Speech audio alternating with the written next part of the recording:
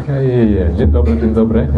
So it's nice to be here in Gliwicach. Is that correct pronunciation? Yes. Yeah. Okay. Good. Gliwic. Yeah. And it's delightful to be here in Poland. One of the nice things about Poland I found so many people interested in the Buddhist teachings. Yeah, and you can see that here today.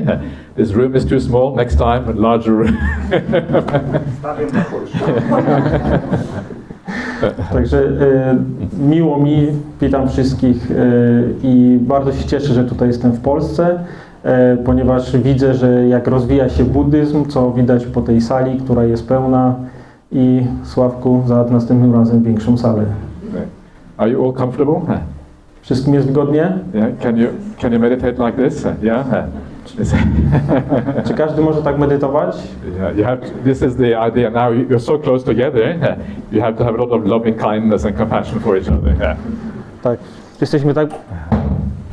Jesteśmy tak blisko siebie, że wszyscy musimy się teraz lubić i mieć wobec siebie miłe uczucia. I always say to people that everyone in this world is irritating. Zawsze mówię, że na tym świecie zawsze jest ktoś, kto nas irytuje. And the closer you are together, the more irritating you are. I im bliżej jesteście, tym bardziej jesteście irytujący. Znaczy te osoby. The solution is always then you have to have metta and kindness for the people around you. Więc rozwiązaniem tego jest, że zawsze musicie mieć metę i szacunek i nie współczucie, tylko miłującą dobroć dla ludzi obok. Good. So let's try to do some meditation first of all. The idea today is like we're going to do some meditation together, maybe only 15 minutes or so. Then we have a Dhamma talk afterwards. I'm sure this has already been said by you, because I thought I heard something about that, even though my Polish is very... only thing I know in Polish is dzień dobry, but that's kind of it's a good start. So we're going to do some meditation, then we have a talk, and then we have some question and answers towards the very end. Także będzie teraz 15 minut medytacji, później będzie, tak jak mówił Sławek, mowa Dhammy i na końcu będą pytania i odpowiedzi. All right, so get ready and start off by closing your eyes. Okay, zaczniemy od tego, że proszę zamknąć swoje oczy. And when you close your eyes, the advantage of that is that you can feel your body very easily. Z zamkniętymi oczami łatwiej czuć własne ciało. So the first thing then is to make sure that you are comfortable, that you don't have any pains or problems in the body. Najważniejsze jest, żebyście siedzieli i czuli się komfortowo, żeby nic was nie bolało, ze względu na to, że chwilę to będzie trwało. And then when you are comfortable, you want to find that ease, that relaxedness where you have no tensions, there's no problem, but the body and mind relax completely. Tak jak siedzicie, żebyście czuli się zrelaksowani i odprężeni. So always make sure you take a lot of time at the beginning just to relax. There is no urgency with following the breath or doing any kind of meditation object. First of all, just relax. Take a lot of time just finding that ease. Że na początku, co jest najważniejsze, znajdźcie tą pozycję, która jest dla was najwygodniejsza, tak żebyście później nie musieli jej zmieniać i nie zaczynajcie medytacji oddechu, zanim nie znajdziecie tej pozycji. And you can just imagine yourself that you are at home in your favorite armchair. You are tired after work and you just want to relax. And the same idea with meditation practice, you're just sitting back as if you're sitting, resting in your favorite armchair. Żeby to było łatwiej, to możecie sobie wyobrazić, że wracacie zmęczeni do domu, siadacie w swoim ulubionym fotelu i po prostu chcecie się zrelaksować. There's nothing to do, just relaxing, just being at ease, just enjoying yourself. Nie ma nic innego do zrobienia, oprócz tego, żeby się odprężyć i zrelaksować.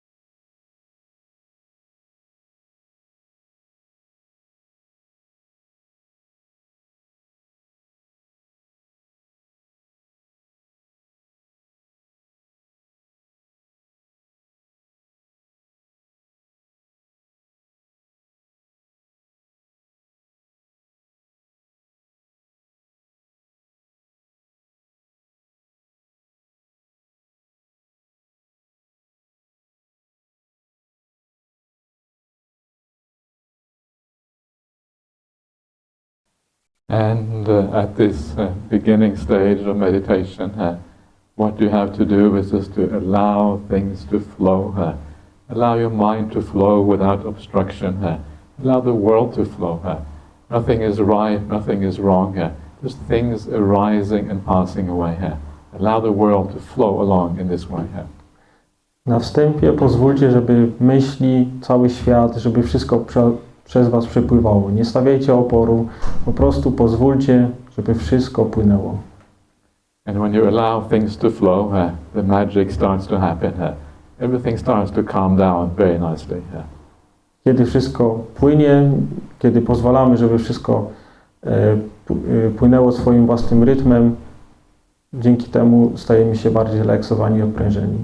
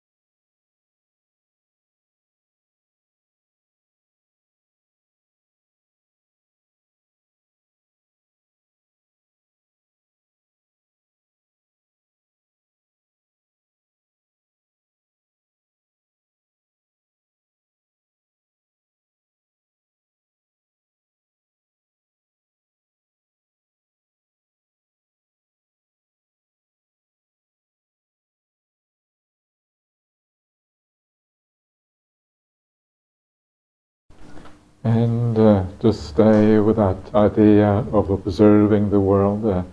Don't interfere in the world, don't react to the world. Just allow the world to flow. And as you allow the world to flow, enjoy the idea of doing nothing at all. Nothing to do right now except sitting back and enjoying the peace. I zostańcie z tym uczuciem płynięcia całego świata i płynięcia myśli i nic z tym nie róbcie, po prostu pozwólcie, żeby myśli i cały świat przez was przepływał. Dzięki to was uspokoi.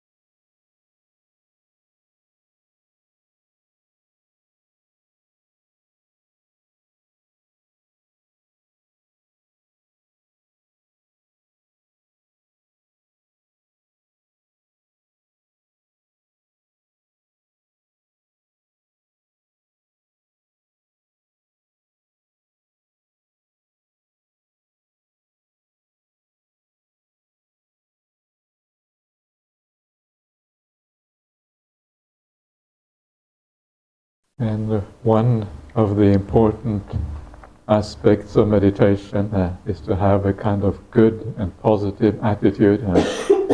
And one way of doing that is to just to enjoy the good company. To know that you are in the company of many other good people. Because only good people come to events such as this one. Being in the presence of the Buddha and his teachings. And what a wonderful thing that is. Jedną z bardzo ważnych rzeczy, którą trzeba pamiętać w trakcie medytacji, jest nasze pozytywne nastawienie i te wszystkie osoby, które tutaj się znajdują, które myślą i działają tak samo jak my i tak samo jak jest tutaj z nami Buddha.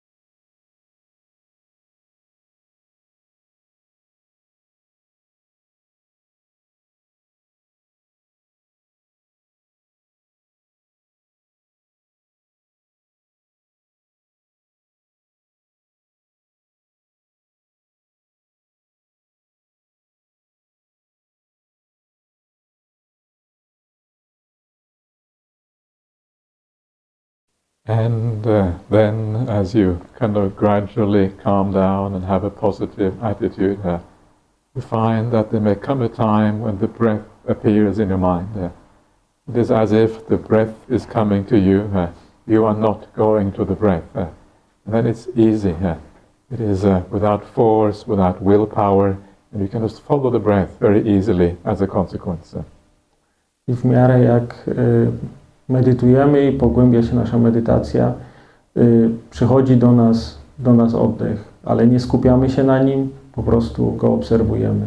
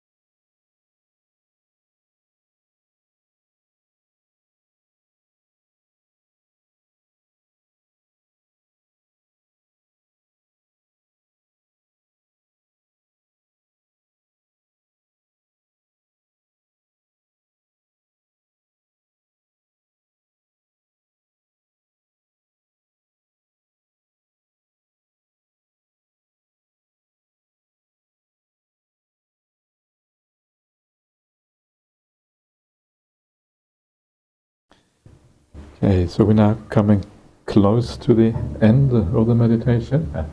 Before we come to the end, just take a few moments to review the meditation.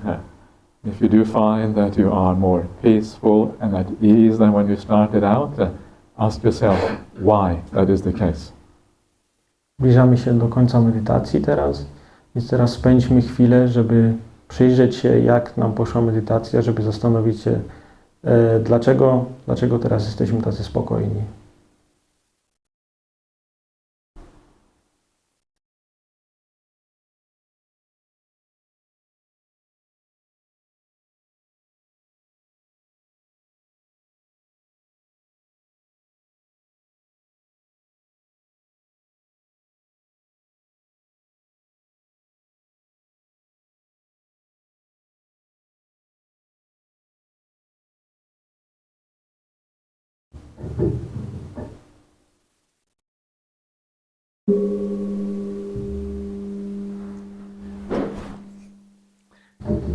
Okay, everyone, so that's the end of the meditation. Okay, to jest koniec medytacji.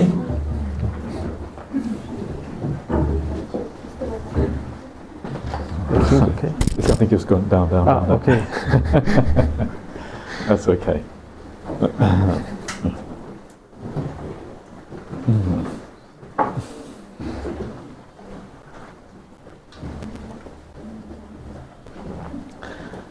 Okay, everyone. So that is just a little bit of meditation for you. Now we're going to get into the talk for this evening. Także to była ta medytacja dla wszystkich, a teraz przejdziemy do mowy głównej. And the topic for the tonight is basically about mindfulness, about Sati is called in the Pali language. Tematem dzisiejszej mowy będzie uważność, mindfulness albo Sati. Is there anyone who has never heard of mindfulness before? Czy jest ktoś, kto nie słyszał wcześniej o mindfulness? Everyone heard of mindfulness, right? Wszyscy o tym słyszeli, widzę. Yeah, and that's because what you find is that kind of in our contemporary society, internationally, wherever you go in the world, mindfulness is like everywhere. Yeah, it's in the newspapers, it's on the TV, it's on the radio station, it's on the internet. You cannot, even if you try to avoid mindfulness, you can't avoid it. W naszym nowoczesnym świecie słowo mindfulness pojawia się wszędzie, w radiu, w telewizji, w internecie, więc nawet jeżeli byśmy chcieli, to nie da się uniknąć spotkania z tym słowem, z tym pojęciem.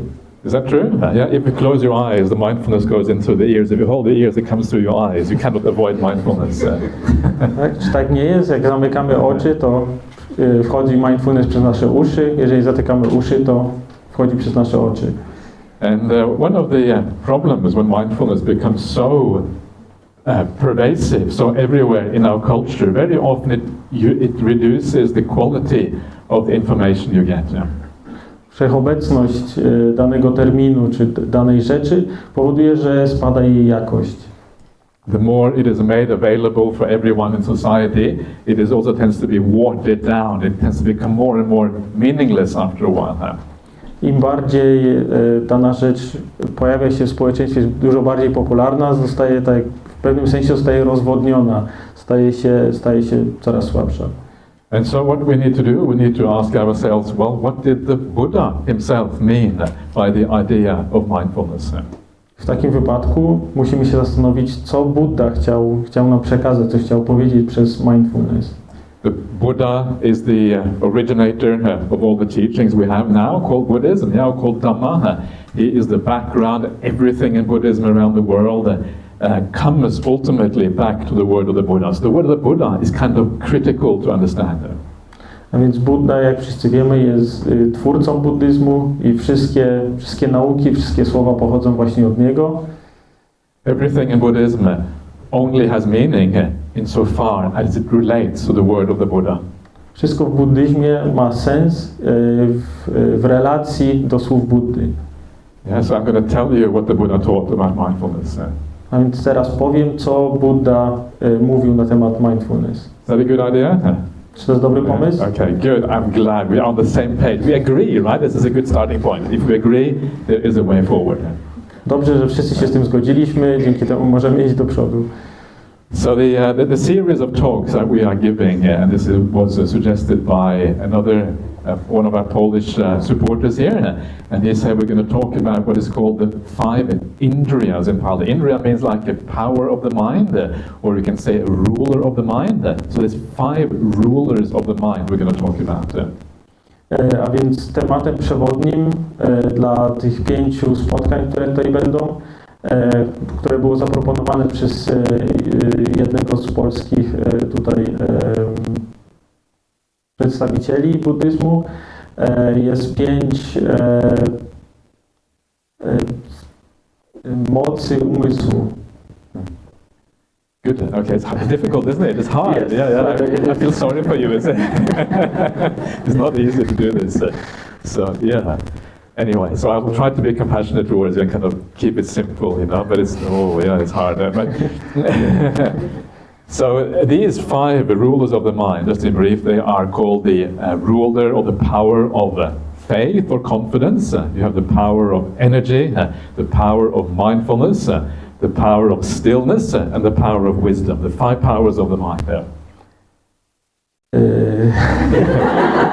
Confidence.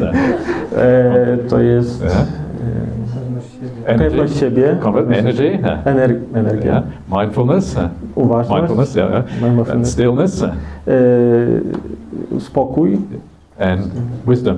I mądrość. Yeah, these are called the 5 powers of the mind. Yeah, 5 mocy umysłu. Yeah. And these are actually, you'll be surprised, these are very core and very fundamental teachings of Buddhism. To są bardzo podstawowe i fundamentalne nauki w buddyzmie. And these 5 things, basically, they are just an alternative way of thinking about the Noble Eightfold Path. Te 5 rzeczy jest inną formą myślenia o ośmiorakiej ścieżce. Do you know the Noble Eightfold Path? Znacie ośmioraką ścieżkę? Anyone who doesn't know the Noble Eightfold Path? Czy jest ktoś, kto nie zna ośmiorakiej ścieżki? Ręka do góry. Okay, there's a few of you. Okay, good. So I'm glad. Please be honest. Yeah, it doesn't matter. I'm not going to kind of put a red mark against your name or anything if you don't know these things. The Noble Eightfold Path is basically the basic practice of Buddhism. Yeah, where we start out on this path and we go all the way to the end. This path that we practice is called the Noble Eightfold Path. A więc przede wszystkim proszę się nie bać zgłaszać, jeżeli ktoś czegoś nie wie. Tutaj żadnych ocen nie stawiamy. A wracając, to ośmioraka ścieżka jest to podstawowa ścieżka w buddyzmie, która definiuje nasze zachowanie. And this Noble Eightfold Path can be summarized into 3 things: morality, meditation, and wisdom. Więc ta ośmioracka ścieżka może być podzielona na 3 główne części, czyli to jest moralność, uważność, mindfulness i mądrość. And what we're going to talk about now, these 5 spiritual faculties, or these 5 spiritual powers, they are just an alternative way of talking about this Noble Eightfold Path. A więc to, o czym będziemy dzisiaj mówić, te duchowe 5 mocy, to jest inny sposób patrzenia na ośmioraką ścieżkę. Just before the Buddha passed away, he said that these are the things that are kind of the summary of the Buddha's teachings. Yeah? So if you want to really know what the Buddha's teachings are about, this is like the summary of those teachings. Yeah? Więc niedługo przed tym, jak Buddha umarł, to właśnie powiedział, że to jest podsumowanie ścieżki buddyjskiej. Te 5 rzeczy to jest podsumowanie. Yeah, so it's really exciting, right? Really cool. Yeah. To jest ekscytujące, to jest fajna sprawa. And so these 5 I just mentioned before, they're starting out with confidence. Now one of the interesting things about these 5 things is that they condition, they cause each other. It's like what you call a conditional sequence, one thing leading to the next one. Więc co jest ważne, albo co można zauważyć w tych 5 mocach, to jest to, że wszystkie one są współzależne od siebie, że jedna powoduje drugą, a druga powoduje kolejną. So when you have confidence in the Dhamma, confidence in the teachings of the Buddha, you want to act, right? That is called, that wanting to act is called energy here. Więc kiedy mamy pewność w nauki Buddy, pewność w Dhammę, to chcemy działać zgodnie z tymi zasadami. When you have the energy means that you are practicing in a good way, yeah, that then leads to the mindfulness. Aha, i to powoduje, że mamy tą energię, a ta energia znowu powoduje, że chcemy mieć tą uważność, chcemy mindfulness. And the mindfulness, when it is used in a good way, let's say you're doing mindfulness of the breathing or whatever, that leads to the stillness of the mind. A więc kiedy uważność jest użyta w prawidłowy sposób, powoduje do spokoju. And the word for stillness in the Pali language is samadhi. And this is one of the very kind of core words in Buddhism, the idea of samadhi. Samadhi means like the peace and the tranquility of the mind. So if you want to take away one word of Pali language today, do you like languages? Yeah? Okay, good. Okay, excellent. So if you like languages, if you want to learn one word of Pali, remember Pali language is an ancient language of India. This is basically the language that the Buddha used when he spoke. And one of the most important words in that language is the word samadhi. Samadhi means stillness, peace of the mind. Just summarize very, very simply. Okay.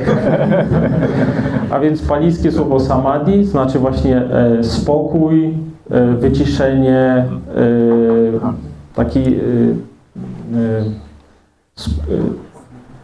taki spokój umysłu w znaczeniu, że wszyscy jesteśmy spokojni i wyciszony umysł mamy.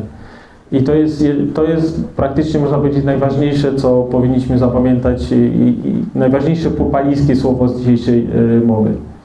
Excellent, well done. Yeah. Thank you. And that stillness of the mind, that is the power of the mind that is necessary to achieve wisdom. Because wisdom really in Buddhism means insight, understanding things according to reality. Yeah. A więc ten spokój, to wyciszenie pozwala nam na doznanie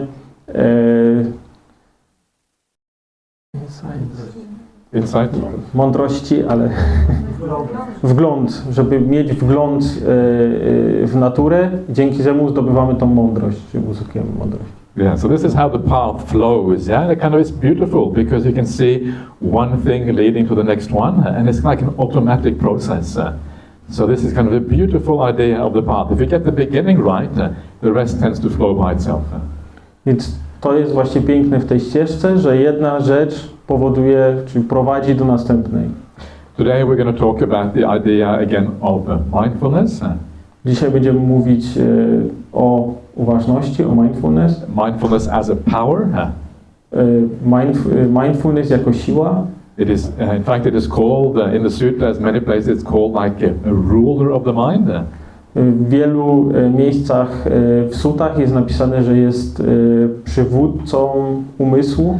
And what that means is that it means that you feel that you are in charge of yourself. Co oznacza, że pozwala nam czuć się, że jesteśmy, że zarządzamy sobą. Yeah? Do you ever feel like you are a bit out of control? Czujecie czasami, że nie kontrolujecie?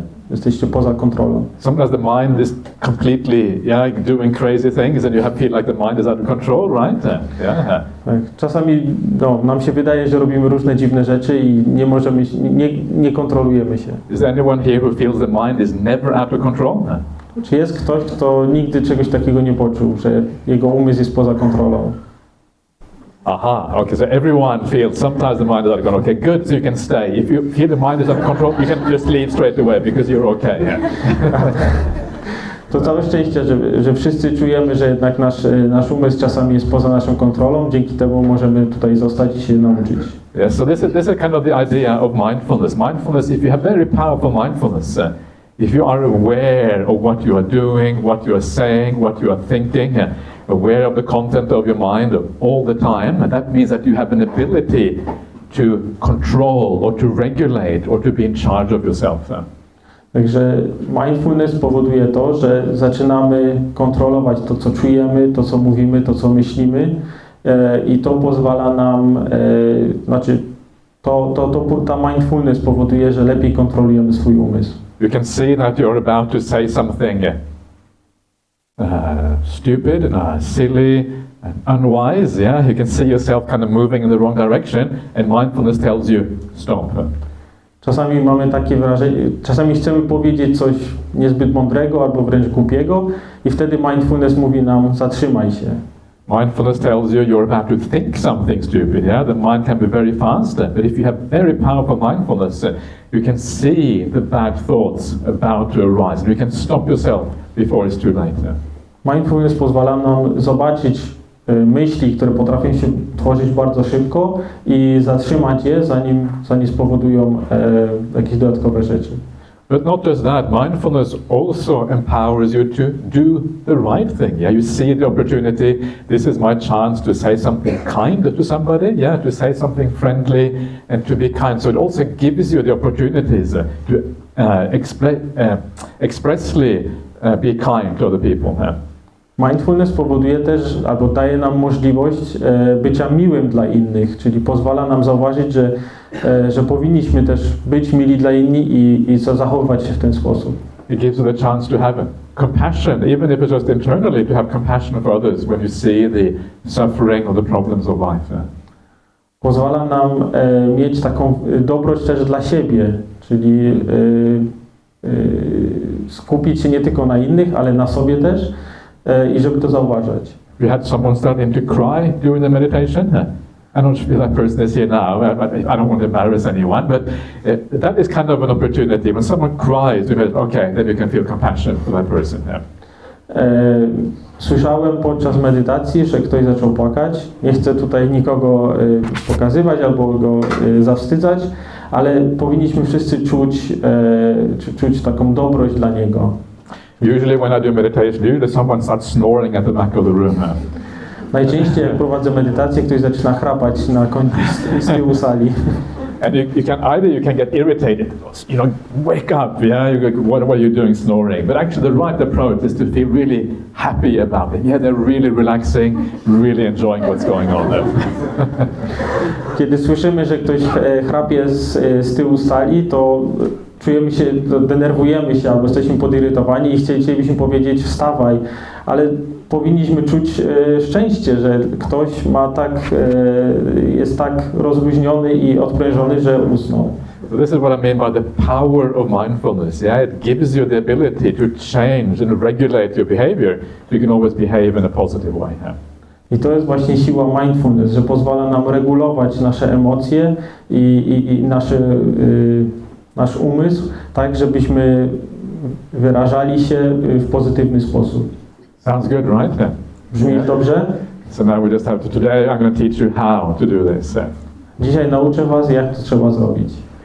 So the idea here we're talking about is 5 powers of the mind. I was just saying that energy leads to the power of mindfulness. A więc zaczynając od początku, czyli energia, która prowadzi do mindfulness. So why is that? Dlaczego tak jest? And the reason is because when you have the energy of the mind, the energy is like having the ability to have effort in the mind. Yeah, energy is like a natural effort of the mind. And what the energy does, it enables you to stop the bad qualities of the mind. A więc energia ma tą właściwość, że powoduje, daje nam możliwość zatrzymania tych złych myśli, daje nam energię, żeby panować nad swoim umysłem. So if you are angry, for example, or you are upset about something, or you're irritated, it's impossible to be mindful at the same time. Kiedy jesteś zły, jest niemożliwe, żeby być uważnym w tym samym czasie.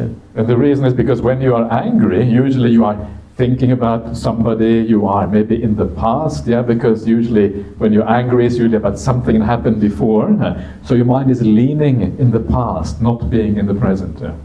A więc kiedy jesteś zły, najczęściej myślimy o przeszłości, gdyż najczęściej rzeczy, które nas denerwują, zdarzyły się w przyszłości, więc nasz umysł przesuwa się w stronę przeszłości, a nie zostaje w teraźniejszości. Or if you have a desire in the mind, a very powerful desire, yeah, maybe you're sitting in meditation before, I don't know I'm not sure what happened in your meditation, but maybe you're thinking about, I don't know, have you all had dinner already? No. Did later on, or when are you going to have dinner? After this? Finished eating already? Or eating later on?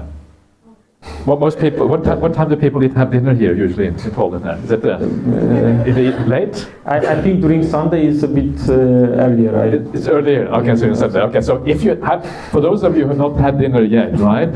In meditation, oh, you're thinking about dinner, right?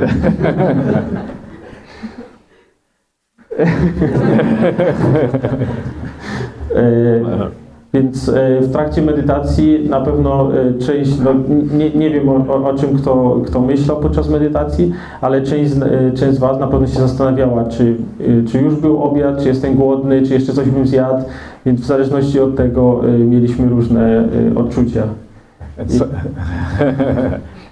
Sometimes this happens, right? That's what I'm trying to say. Yeah.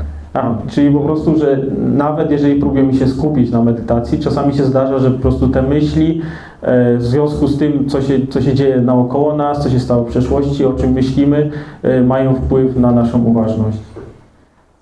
And so the idea of the energy of the mind is to stop us from going into those things that have to do with too much desire and too much anger. So we can actually stay in the present. When we give up desire and ill will, it enables us to be mindful and to be in the present. A więc ta energia, którą mamy, ta energia umysłu powoduje, że te wszystkie pożądania, te wszystkie żądze, które mamy, tą złość i chęć robienia złego, potrafi je zatrzymać. Does that make sense? Czy ma sens? Yeah. Okay. Good. I'm glad. Okay, that's good. So at least we are got square one sorted out. That's excellent. So that is the idea. This is how kind of energy leads to mindfulness, right? Because it enables us to control the mind. We get rid of those defilements, those corruptions of the mind that make present moment awareness difficult.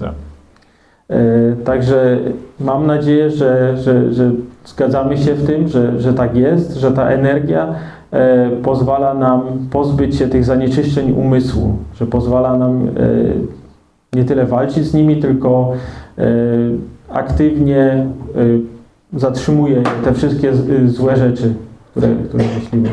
So this is kind of how mindful. This is actually these are very important things. Actually, maybe it sounds like I'm being a bit silly sometimes, but these are actually very fundamental aspects of the Buddhist path. To są bardzo fundamentalne i ważne rzeczy na ścieżce buddyjskiej, mimo że mogą się czasami wydawać, że są śmieszne. And then I said that energy leads to mindfulness, but mindfulness leads to stillness. This is the next one.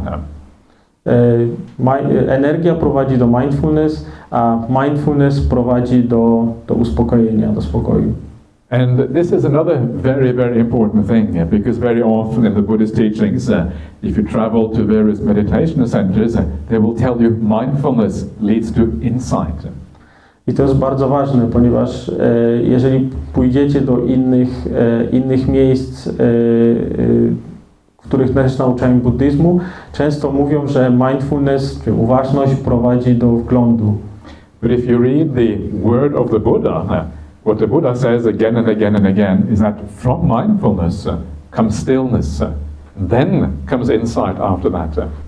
Ale co jest wiele razy, o czym mówi wiele razy Buddha w swoich mowach, to jest mindfulness prowadzi właśnie do spokoju wewnętrznego i dopiero on prowadzi do wglądu. So we use the mindfulness, we use the presence of the mind to focus on the meditation object, like the breath, and then as we focus on the breath, we achieve the stillness. Także używając mindfulness, skupiamy się, czy używamy oddechu jako obiektu do medytacji, dzięki czemu uzyskujemy ten wewnętrzny spokój. Without that stillness, the mind doesn't have enough power to be able to have insight and to have wisdom. Bez tego jest niemożliwe, bez tego spokoju wewnętrznego, żebyśmy uzyskali ten wgląd i tą mądrość. So it's very important to kind of understand the stages on the path, because when we understand the stages on the path, then we can practice in a way that actually is fruitful and has benefits. Więc to jest ważne, żebyśmy zrozumieli kolejne kroki, jakie są na ścieżce, tak żebyśmy mogli nią podążać. So this is the idea of mindfulness and how it fits in with the other aspects of the path. Więc to jest idea mindfulness, uważności i jak ona jest spasowana w pozostałe kroki. So what exactly is mindfulness? Więc co dokładnie jest mindfulness? Co to dokładnie jest mindfulness, uważność? So according to again, we're sticking with the word of the Buddha here, right? And so the Buddha says there's two aspects to the idea of mindfulness. Więc Buddha mówił, że są dwa aspekty odnośnie mindfulness. One of those aspects is awareness. Pierwszym aspektem jest świadomość. Yeah. And the second one is memory. A drugim jest pamięć. So the idea of awareness is just the ability to know what is going on. Czyli ideą świadomości jest to, że wiemy, co się dzieje. Yeah, it's like the idea when you are sitting in meditation, instead of thinking about dinner or thinking about your problems in life or thinking about whatever, you are actually aware of what is happening now. Więc kiedy medytujemy, nie zastanawiamy się nad tym, co robiliśmy w pracy, co będziemy mieli na obiad, tylko mamy świadomość tego, że medytujemy w tym momencie. And sometimes in meditation, we think that awareness is enough.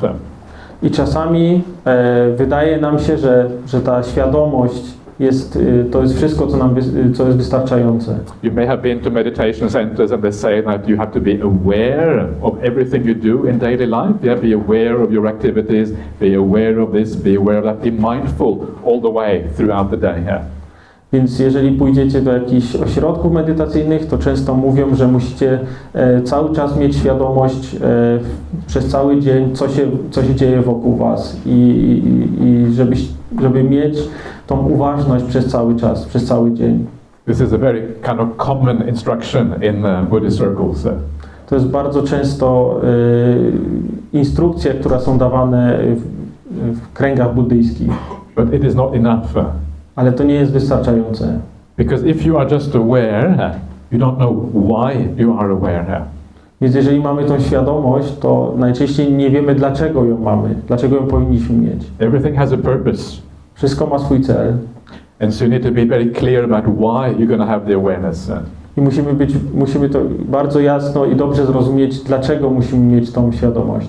Sometimes people think that if you are aware, in daily life, it will kind of enable you to be aware also when you do your meditation, as if you are creating a habit of awareness. Więc część ludzi myśli, że jeżeli jest świadoma przez cały dzień, to będzie miało tą samą świadomość w trakcie medytacji. But is it really the case that awareness is a habit? Ale czy świadomość, czy poczucie świadomości może być nawykiem? Maybe a tiny little bit, but what is interesting is that the Buddha doesn't say that you become aware by creating a habit of awareness. Może w małym stopniu, jednakże Buddha mówił wyraźnie, że świadomość podczas medytacji nie jest nawykiem. He doesn't say that awareness creates awareness. Wyraźnie mówił, że świadomość nie tworzy świadomości. What he says is that what creates awareness is two things that creates awareness. One of them is morality, and the other one is right view. To, co mówił, że tworzy świadomość, to jest właściwy wgląd i right view and morality, i moralność, tak. Yeah. And so this is what we should focus on, right? If you want to empower your mindfulness, this is what actually matters, because this is where the awareness and the mindfulness is going to come from. I to jest właśnie, to są te rzeczy, które trzeba w sobie wytwarzać, bo to jest właśnie stąd przyjdzie ta świadomość. In daily life, the idea of awareness and mindfulness in daily life should be such that you are mindful because you want to ensure that you live morally, you live well, and you live with kindness. A więc w trakcie naszego życia chcemy, żeby ta moralność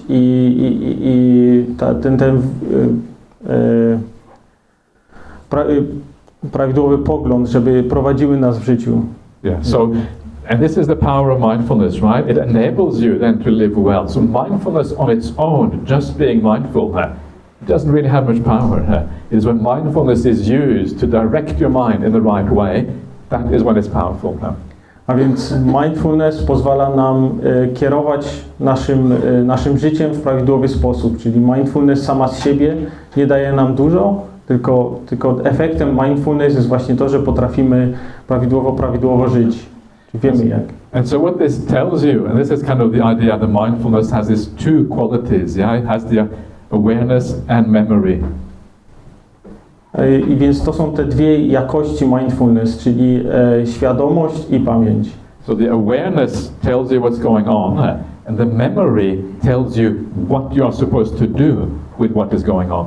A więc świadomość mówi nam, co się dzieje, a pamięć mówi nam, co powinniśmy robić. And sometimes just to be aware, like, you know, some kind of robot, aware, you know, drinking, talking, speaking, translating, yeah? That awareness is not really sufficient. It is how we use it that matters. A więc ta świadomość, która nam tego, że na przykład pijemy wodę, albo że coś mówimy, albo że coś robimy, albo że tłumaczymy, nie jest wystarczająca. And this is also true for meditation practice. I to jest też prawdziwe dla praktyki medytacji. So when you practice meditation, one thing is to be aware, the other thing is to know whether you're doing the right thing. A więc tutaj są dwie ważne rzeczy, czyli powinniśmy wiedzieć, dlaczego to robimy. Whether you're doing the right thing. I to, żebyśmy wiedzieli, że robimy prawidłowe rzeczy, to co trzeba zrobić. And that second thing is memory that informs that. I tą drugą rzeczą jest pamięć, która nas o tym informuje. Yeah, sometimes people they do meditation as if it is a ritual. Czasami ludzie robią medytację, tak jakby to był pewien rodzaj rytuału. I know many Buddhists every day, okay, meditate. I'm a Buddhist, I have to be a good Buddhist, okay, every day half an hour at least. Yeah. Więc dla niektórych to jest po prostu w stylu jestem buddystą, więc muszę co najmniej pół godziny dziennie medytować. And then they meditate like this. A później śpią medytując. Many people meditate like that, right? Wiele ludzi tak robi. And so that is where you forget what you're supposed to be doing. The point is that you should always investigate. You should ask yourself whether you're heading in the right direction, whether it actually is working for you or not. I to jest właśnie moment, w którym możemy się zapomnieć, a powinniśmy starać się sprawdzać siebie, czyli śledzić nasze poczynania, żeby wiedzieć, że idziemy w dobrą stronę. So it's okay to fall asleep, don't get me wrong, that's fine, you can please fall asleep if you want to, but we also want to get out of that habit in the long run at least. A więc to jest ok, jeżeli uśniemy od czasu do czasu, ale musimy się wyrwać z tego, żeby to się nie działo cały czas, żeby to zdarzało się coraz rzadziej. So this is then the idea of mindfulness. And remember, this is a very important point about mindfulness. It's about awareness and memory. Knowing what is going on and understanding whether you are doing the right thing or not. A więc to są właśnie te dwie najważniejsze rzeczy odnośnie mindfulness, czyli ta świadomość, czyli żeby rozumieć, co się dzieje wokół nas, i pamięć, dzięki czemu wiemy, że to, co robimy, jest dobre. So that is how mindfulness comes about. Now, one of the most important things about mindfulness is the meditation practice. Ważną rzeczą praktyki mindfulness jest medytacja. So we'll talk a little bit about meditation. Więc teraz powiem trochę na temat medytacji. Meditation is often talked about as it's often called satipatthana in the Pali language. Satipatthana means like it basically means mindfulness. Yeah. So, yeah. Medytacja jest nazywana w Pali satipatthana, która po prostu znaczy mindfulness. Yeah. And sometimes satipatthana can seem very complicated, yeah, because you have satipatthana of the body first of all, then the feelings, then the mind, then the qualities of the mind. A więc satipatthana może wydawać się skomplikowana, ponieważ mamy satipattanę uczuć, satipattanę ciała, umysłu i władzy umysłowej. But I have some very good news for you. Ale mam dobre wiadomości dla was. all these satipathanas, which often can seem so complicated, they can be reduced down to one thing. Te wszystkie 4 satipatthany mogą być zredukowane do jednej rzeczy. Mindfulness of breathing. Mindfulness of breathing. Sorry. To jest medytacja, uważność oddechu. Yeah, and that is such a beautiful thing. The Buddha specifically says in the suttas, in many places, if you do the mindfulness of breathing, following the breath, being aware of the breath, if you do that properly, it fulfills all the satipatthana practices.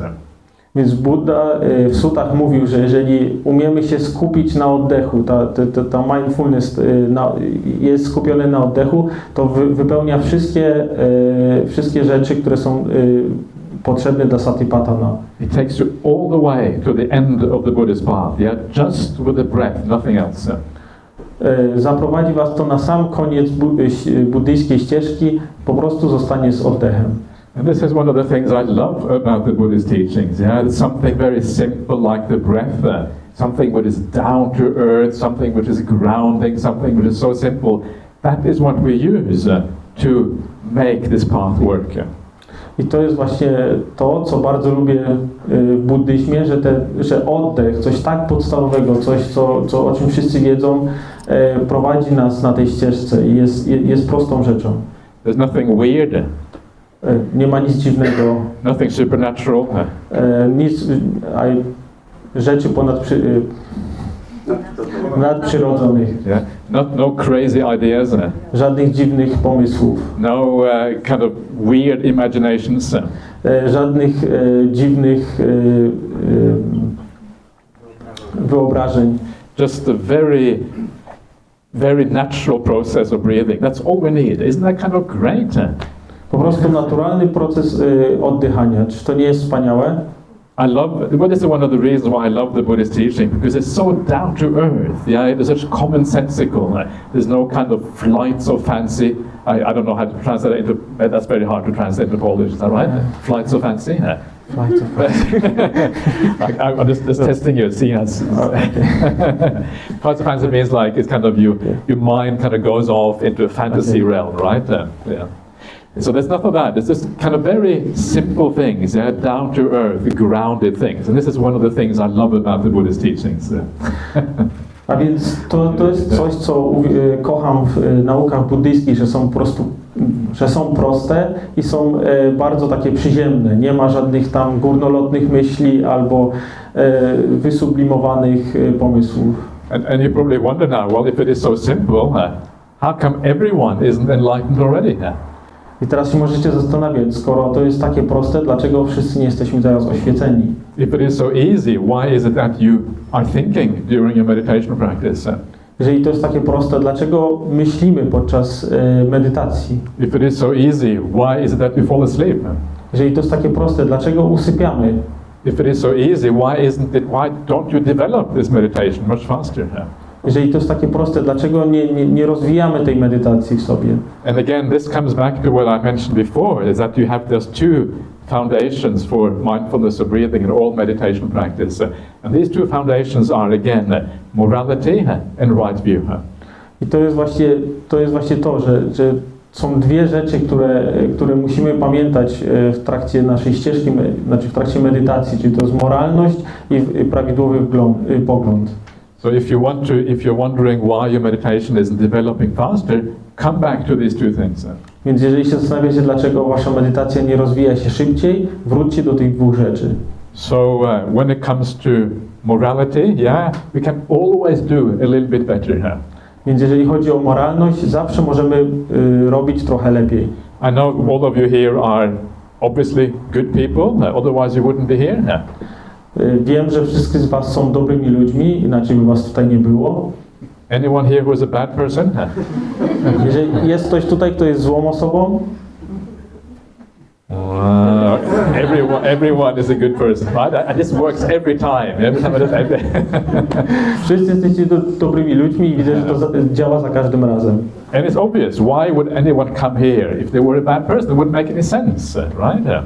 I to ma sens. Dlaczego ktoś, kto był złą osobą, miałby tutaj w ogóle przychodzić? At the very least, you want to be a good person. At the very least, you are intending to lean, and you're leaning in the right direction, and that is worthy of enormous respect in its own right. A więc przychodząc tutaj i w ogóle idąc ścieżką buddyjską, każdy z nas chce być dobry, chce być lepszy, żeby skłaniać się właśnie ku tej swojej lepszej stronie. So you have a very good starting point, but remember that morality can always be purified more.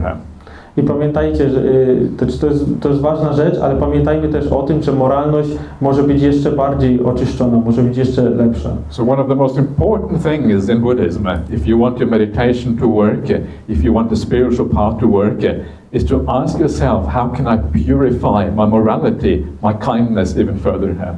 A więc bardzo ważną rzeczą, którą musimy sobie zadawać na naszej ścieżce, jest to, w jaki sposób mogę oczyścić, czyli albo ulepszyć swoją moralność, swoją dobroć. It is very demanding, it's very difficult to purify your morality fully. Jest bardzo trudne, żeby oczyścić swoją moralność w 100%. We have to act with kindness pretty much all the time. Musimy działać z dobrocią praktycznie cały czas. We have to speak with kindness at all possible opportunities. Musimy mówić w miły sposób przy każdej możliwej sposobności. Yeah, it's difficult, right, to always speak with kindness, isn't it? To jest bardzo trudne, żeby zawsze mówić mile do innych osób. Because the words escape from your mouth so fast, and before you know it, it's too late. You can't put it back in again, right? It's too late. Tak, ponieważ czasami mówimy szybciej niż myślimy, a tych rzeczy, które już powiedzieliśmy, nie da się cofnąć. And with the thinking mind, even more difficult, because thoughts are so fast. So always being kind in the way you think, actually, it is very, very demanding. Z umysłem, który ciągle myśli, a myśli są naprawdę szybkie, jest bardzo, bardzo trudno nad tym zapanować. But this is where meditation is made. Ale to jest moment, w którym właśnie medytacja nam tym pomaga.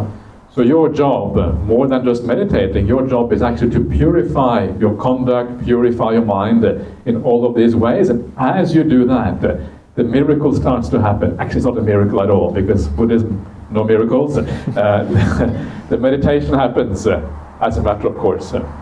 Więc to właśnie w trakcie medytacji udaje nam się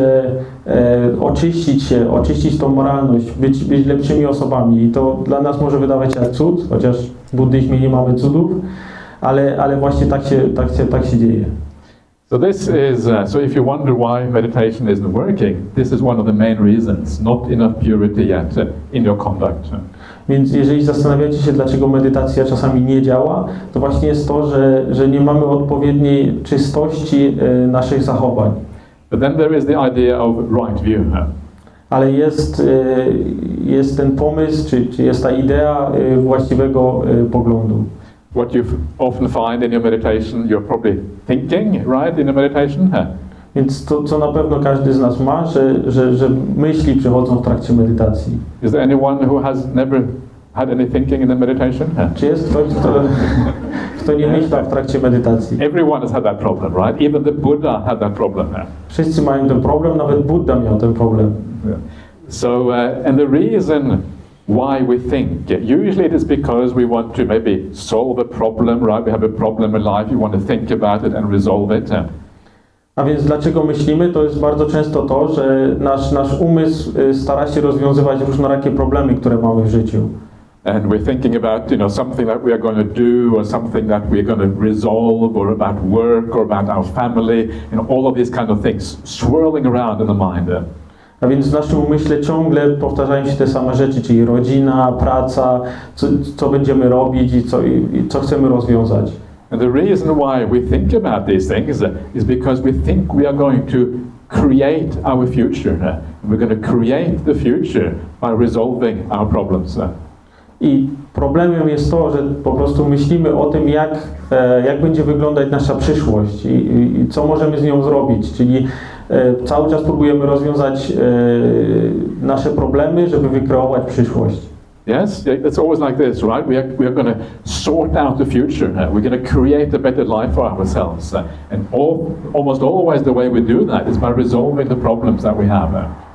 Więc próbujemy wykreować przyszłość poprzez rozwiązywanie problemów. The problem with the problems, the problem we're doing it this way is that there is always another problem behind the one you resolve, and then there's another problem behind that one, and another behind that one, and there's no end to these problems. Problemem jest to, że za każdym problemem kryje się następny problem i za każdym znowu i tak dalej i ta kolejka nie ma końca.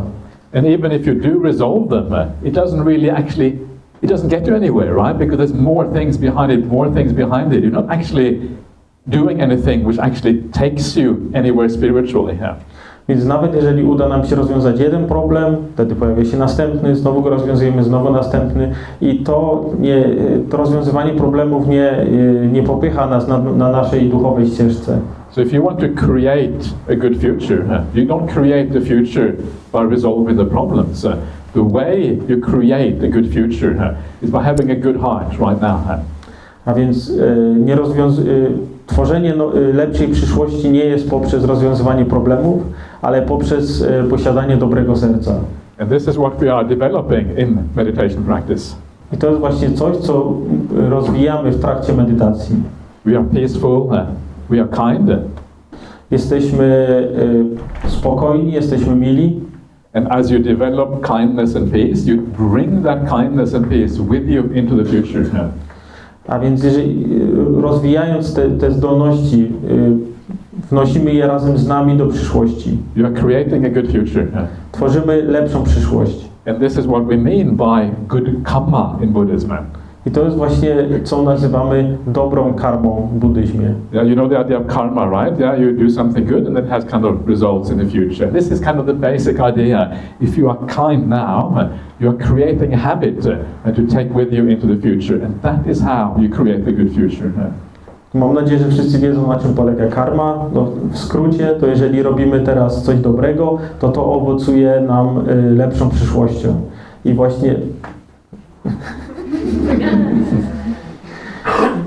właśnie w ten sposób bycie lepszym powoduje, że tworzymy tą lepszą przyszłość dla siebie. So once you understand this is what I mean by right view. Once you understand this and it really sinks in deep within you how you actually create the future, then you stop thinking because you understand thinking doesn't actually work. I to jest właśnie, co rozumiem poprzez właściwy pogląd, czyli po prostu zrozumienie tego, że myślenie nie tworzy lepszej przyszłości, tylko właśnie ta dobroć w nas. So this is the idea of, not being so concerned about the things in the world, because the things in the world, they just go on and on and on, and instead being concerned about the spiritual practice, the inner practice of the mind, and how that develops. I dlatego właśnie nie musimy się tak przejmować tym, co się dzieje na świecie, ponieważ te rzeczy tak czy inaczej będą zawsze jakoś trwały, będą się rozwijały niezależnie od nas, a tym na czym musimy się skupić, jest właśnie nasz wewnętrzny duchowy rozwój. So these are the foundations for meditation practice.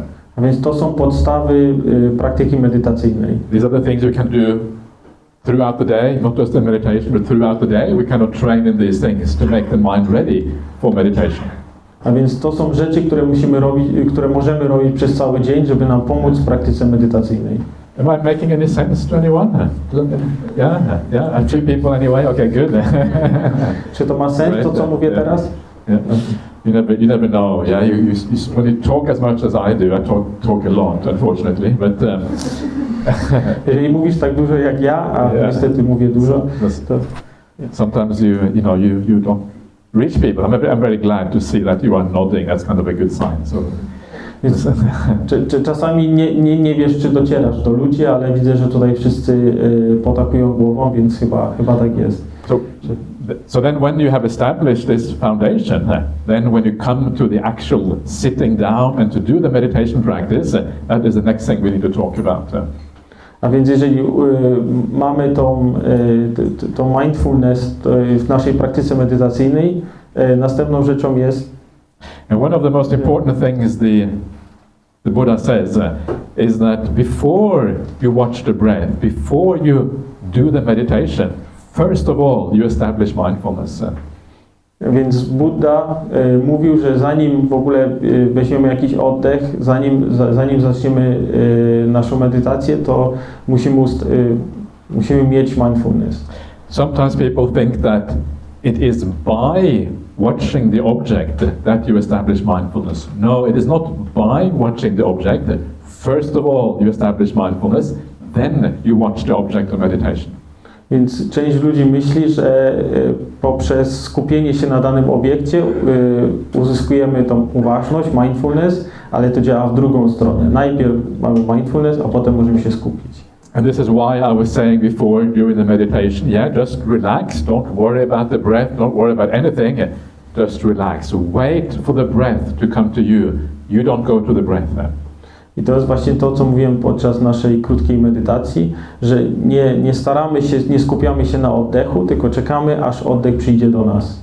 And it's a very difficult thing to do because as human beings we are so used to doing things. Everything is about doing, everything is about our own initiative, getting involved in the world.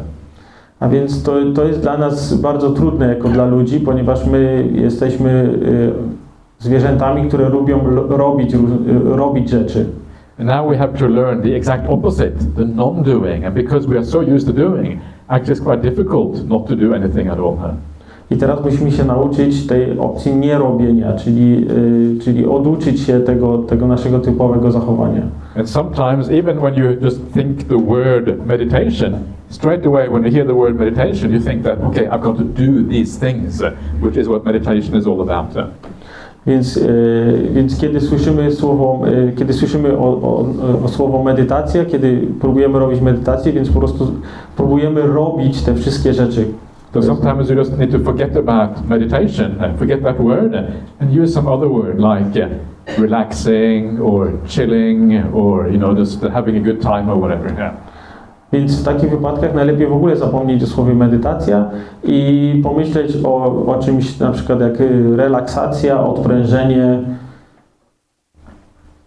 And one of the ways that I like to think about meditation is, when you imagine yourself, you've been working really, really hard, you've been coming back home and you feel kind of tired and exhausted.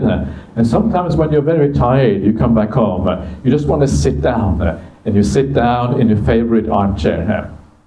A więc ja lubię sobie to tak wyobrażać, że kiedy po bardzo wyczerpującym dniu, kiedy jesteśmy bardzo zmęczeni, przychodzimy do naszego domu i siadamy w naszym ulubionym fotelu. And when you are sitting down after a long day at work in your favorite armchair, just relaxing, what do you do? Więc kiedy przychodzimy tak maksymalnie zmęczeni i siadamy w naszym ulubionym fotelu, to co robimy? Don't do anything, right? You're just relaxing, you're just allowing things to flow. That's the whole point of sitting in an armchair. You're just allowing the thoughts to flow, allowing things to flow. You're not really forcing yourself to do anything. Po prostu siadamy w tym fotelu i nie myślimy o niczym. Pozwalamy, żeby myśli przepływały przez nas w sposób bez ograniczeń. Żeby po prostu, żeby nasz umysł po prostu był w tym czasie. Is that how you do it when you are resting? Yeah, maybe. Yeah, okay. That's what I do. That's kind of assuming everyone does the same. It's a very dangerous assumption, but that's kind of what I'm assuming. Nie wiem, czy robicie tak samo, ale ja tak właśnie robię, że pozwalam się zrelaksować. And meditation is a bit like that. Meditation is like sitting in your favorite armchair, just relaxing, not doing anything, allowing things to flow. A więc medytacja jest dokładnie w ten sam sposób. Siadanie w naszym ulubionym fotelu, nie myślenie o niczym, nie robienie niczego i pozwolenie, żeby myśli płynęły same z siebie. And you know that when you sit in that armchair after work or whatever and you relax like that, after a while you start to feel your tiredness disappears, the energy comes back again now. A więc jeżeli tak posiedzimy trochę, nie myśląc o niczym, nic nie robiąc, czujemy, że ta energia do nas powoli zaczyna wracać. So maybe after 10 minutes or 15 minutes or whatever, you get up and then you start continue with your whatever work that you have to do. Więc najczęściej po tych 10-15 minutach tej przerwy, tej relaksacji, wracamy do rzeczy, które robiliśmy wcześniej. And the same thing with meditation. If you just relax, if you sit back and you allow just things to go, gradually your energy comes back again. Więc tak samo jest z medytacją. Jeżeli pozwolimy, żeby rzeczy się po prostu działy i nie bierzemy w nich udziału, to nasza energia powoli zaczyna wzrastać. So all you have to do is just to wait, to be patient.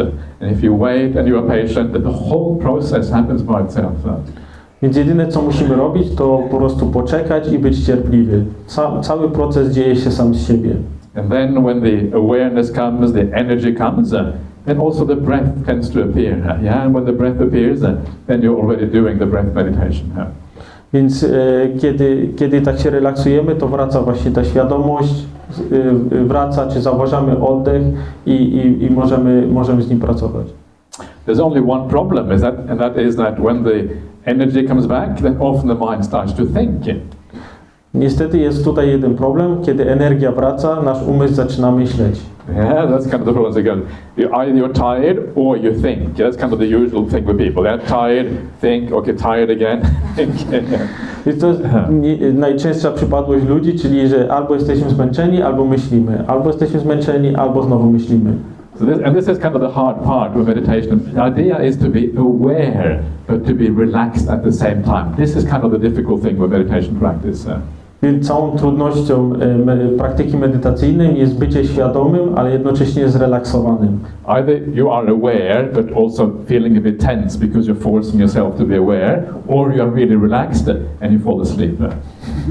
Więc albo jesteśmy świadomi, ale jesteśmy też taki spięci, ponieważ staramy się utrzymać naszą świadomość, albo jesteśmy zrelaksowani, ale wtedy usypiamy. So the idea with this idea of sitting in your favorite armchair, the idea of that is to combine relaxation and awareness. Więc pomysł siedzenia w naszym ulubionym fotelu jest to, że mamy i relaksację, i tą świadomość. So then when you start to relax and you start to think, this is why I was saying before about this idea of right view, because if you view the world in the right way, then you will not start thinking at this point. A więc tutaj przychodzi ten moment właściwego poglądu, ponieważ jeżeli wiemy, że wiemy na czym polega, czyli once again, sorry. Just the right view stops you from thinking. Okej, czyli ten właściwy wgląd powoduje, że rozumiemy, na czym to polega, czyli ta praktyka medytacyjna i przestajemy myśleć. There is an alternative way of making sure that you don't think, that you really carry on with the meditation. Jest inna możliwość, żeby przestać myśleć, żeby te myśli nas nie porwały. And that is to enjoy the meditation. To jest to, żebyśmy lubili medytację. Yeah, this is really if you can enjoy the meditation in a deep way, if you can find joy in the meditation, if you can find happiness through it, if you can find all of these positive things, actually it's very easy to stay with the meditation. Więc jeżeli w naszej medytacji znajdujemy tą radość, cieszymy się z tego i lubimy to robić, to pozwala nam łatwiej medytować. And this is why I was saying during the meditation before, just enjoy the good company in the people like this, coming together, good people doing something positive together, being in the presence of the Buddha, having these beautiful teachings. There's something very beautiful happening here, and that gives rise to positive feeling within her. A więc dlatego właśnie mówiłem podczas medytacji, żebyśmy się cieszyli tym, że my tutaj wszyscy jesteśmy razem, że możemy słuchać słów Buddy, że jest z nami Ajahn Brahmali. Yeah, we can cut it from the... No, that's good. And Tak, i to nam właśnie pozwoli, znaczy to nam ułatwia tą medytację, po prostu ta radość, ta energia tych wszystkich, całej naszej społeczności tutaj. And this is also one of the reasons why we practice morality and kindness, because if you live really well and you live with kindness, you tend to feel good about yourself. I to jest właśnie dlaczego kultywujemy moralność i dobroć, ponieważ jeżeli jesteśmy dobrzy dla innych, to również dobrze się czujemy ze sobą. You have a good feeling about yourself, you know that you are a good person. Yeah, and this is one of the things about Buddhism. You actually are allowed to feel like you are a good person. Yeah, if you live well, it's okay to feel you are a good person. Więc to jest idea buddyzmu, że jeżeli zachowujemy się dobrze, jesteśmy dobrymi osobami, to po prostu możemy czuć się, że jesteśmy dobrzy. Is there a lot of problem with guilt in Poland because of Catholic upbringing, or is that yes, there is. Okay, yeah. Okay. So. Czy jest problem winy w naszym społeczeństwie, ponieważ pochodzimy, przynajmniej większość z nas w jakiejś formie z rodzin katolickich, z religii katolickiej. So this is not a Buddhist thing, yeah? Buddhism, no guilt, yeah? No guilt. W buddyzmie nie ma winy. So in Buddhism, what we do, okay, we make a mistake. If you make a mistake, okay, you acknowledge that and you kind of forgive yourself. Yeah, forgiveness is very important. Not guilt, but forgiveness is important. You forgive because you understand that you are a human being, you have your limitations, and then you rejoice in the fact that you are living a good life.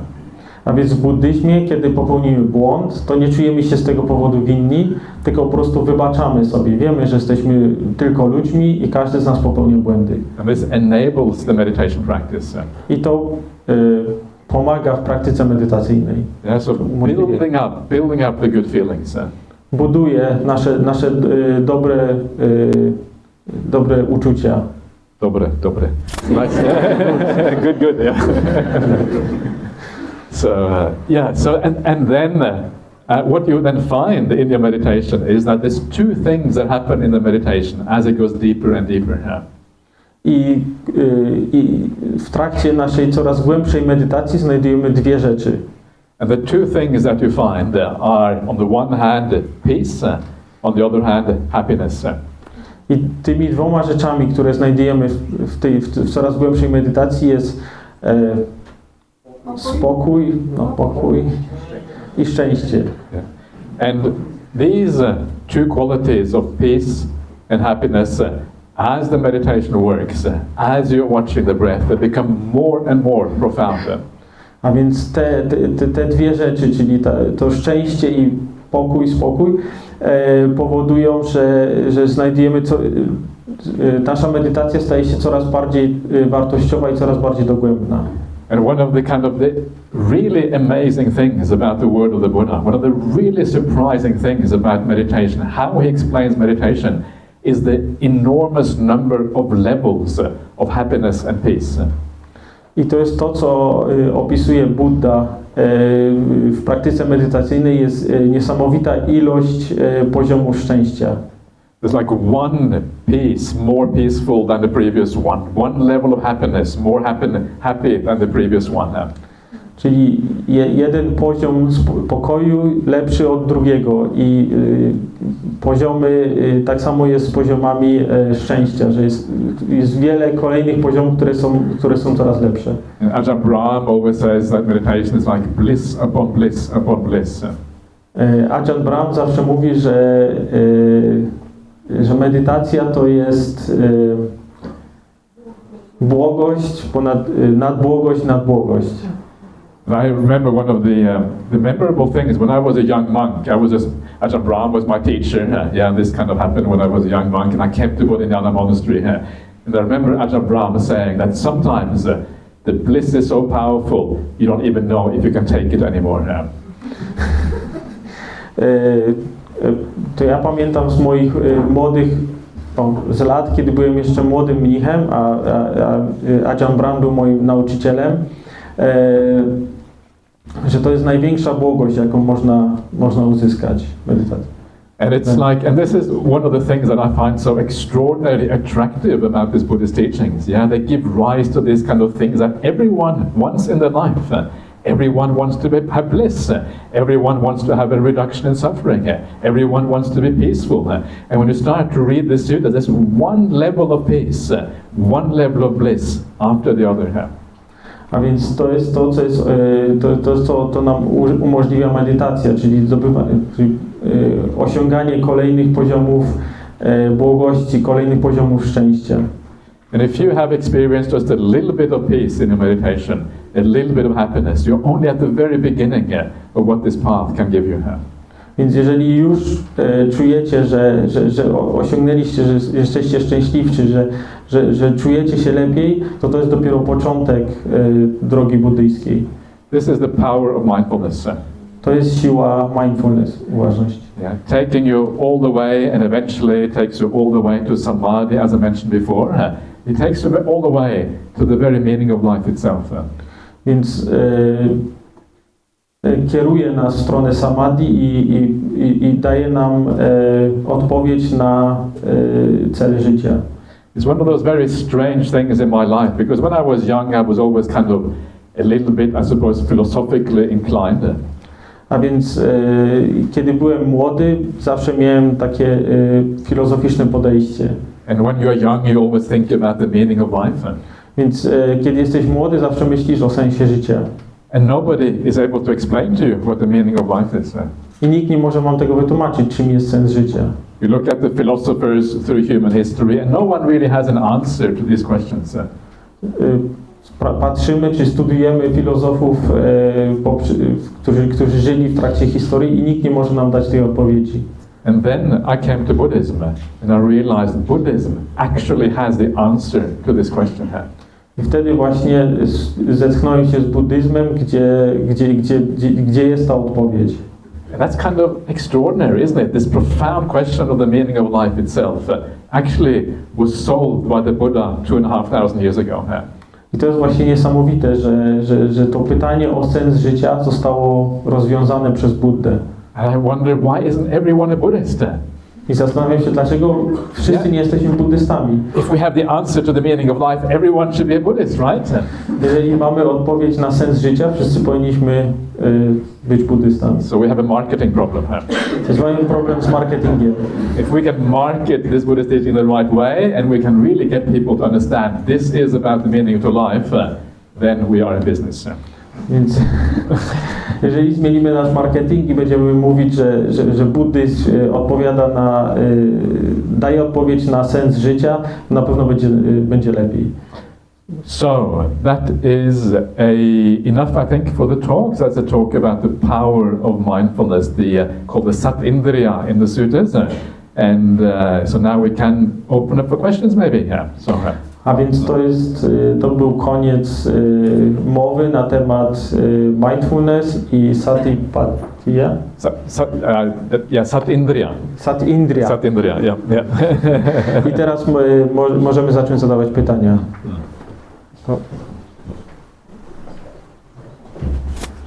Więc ktoś, kto ma jakieś pytanie, to proszę podnieść rękę i w miarę głośno starać się je powiedzieć. Okay? Halo. Jeśli nasza osobowość, czyli ego, to nic innego jak grane nam od dziecka programy, nasze doświadczenia, czyli uwarunkowania, to jak możemy mówić, że jakieś działanie było nasze?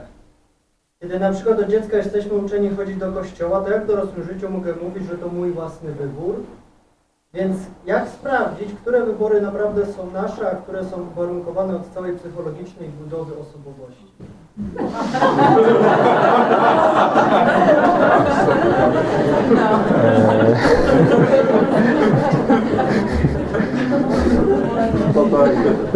It was a really difficult question. Jeśli nasza osobowość,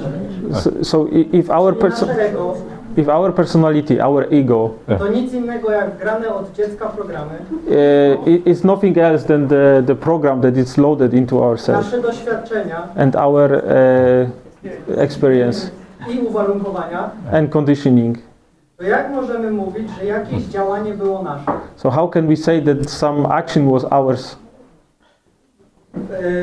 Kiedy od dziecka jesteśmy uczeni chodzić do kościoła, So when from the childhood we are raised that we are going to the church. To jak w dorosłym życiu mogę mówić, że to jest mój wybór? So how can I in my adult life can say that it was my choice? Więc jak sprawdzić, które wybory So how can I check which choices są tak naprawdę moje, are mine a które są uwarunkowane and which one are conditioned od całej psychologicznej budowy osobowości? from the whole from personality from our personality. Okay, so whether it is conditioned or not, that's not really the point. The point is that you know, even if it is conditioned, you are the one who's doing those actions, right? Because you are a person. That person is doing those actions, whether it's from conditioning or whether it comes from the self. It's still coming from you in a certain way. Czyli nie ma znaczenia, czy podlegałeś jakimś wpływom, albo jeżeli w młodości na przykład musiałeś chodzić do kościoła albo coś takiego, te wszystkie akcje, wszystkie rzeczy, które robisz, pochodzą dalej od ciebie. So don't worry about whether the action comes from you or whether it's conditioned. That's not the point. Więc nie martw się, czy te akcje pochodzą od ciebie, czy zostały w ciebie wgrane. Bo to nie jest celem. To nie jest. The point is that your actions have consequences. Celem jest to, że to co robisz ma swoje konsekwencje. And because they have consequences, you do your very best to do those things that have a good consequences, good outcomes. Więc powinieneś starać się robić rzeczy, które mają pozytywne konsekwencje. So sometimes it seems unfair, right? If I have been conditioned and I do bad things, I still have to experience the bad consequences. It seems unfair, but unfortunately that's the reality. Więc to może się wydawać nie fair, czyli niesprawiedliwe, jeżeli właśnie zostałem wychowany w dany sposób i teraz zbieram złe konsekwencje moich czynów. If you have bad intentions, the consequence, that's what bad karma is, the consequences are going to be bad regardless. Whether it was conditioned, whether it comes from you, actually is irrelevant. Więc nie ma znaczenia, czy podlegałeś jakimś wpływom, jak zostałeś wychowany. Złe czyny, złe intencje mają złe konsekwencje, złą karmę. Okay, good. I'm glad you agree. I'm glad you. Okay. All right.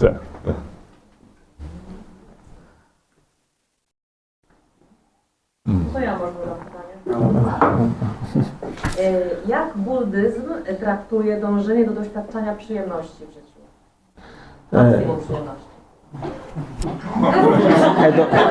Chodzi o hedonizm? Nie chodzi o przyjemności. Ze wszystkiego, co robię, chcę czerpać przyjemność. Siedzę tutaj, chcę się czuć przyjemnie. Medytując, chcę czuć się przyjemnie. Jedząc, spotykając się z odpowiednimi ludźmi, chcę, żeby było mi zawsze przyjemnie. Czy to jest okej? Okay, so how Buddhism approaches the experience of happiness? So this pleasure, yeah. So basically, trying to get the pleasure out of our every action. So if I eat something, I want that this is really very good. When I talk with friends, I want this to be also pleasurable, and I want to be happy doing this. Yeah. Yes. So, and what's the question? So is it okay? Is it okay if I think about like this? So to maximize somehow happiness by my every action. Yeah, sure, it's okay. Yeah, if you eat food, I recommend eat good food. Yeah, if you're gonna have a relationship, have a good relationship. Yeah, that's what I recommend.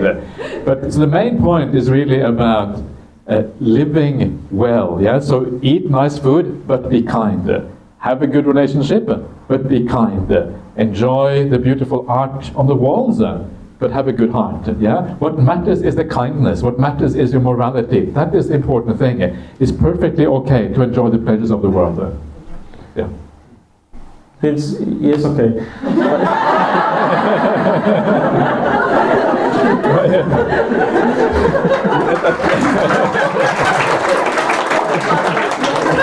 That was a very easy translation. That's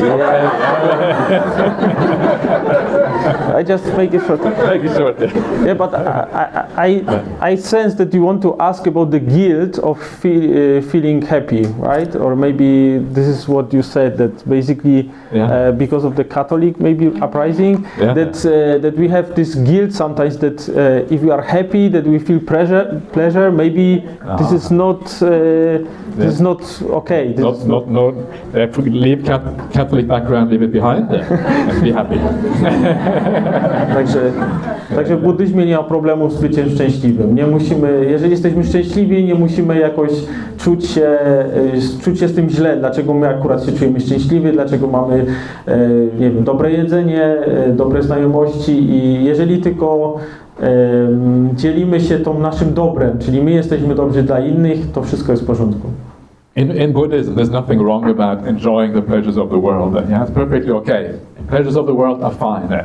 What matters is that we enjoy the pleasures in a way that is morally correct. That is all that matters. If you live a good life, enjoy as much as you like. Tak.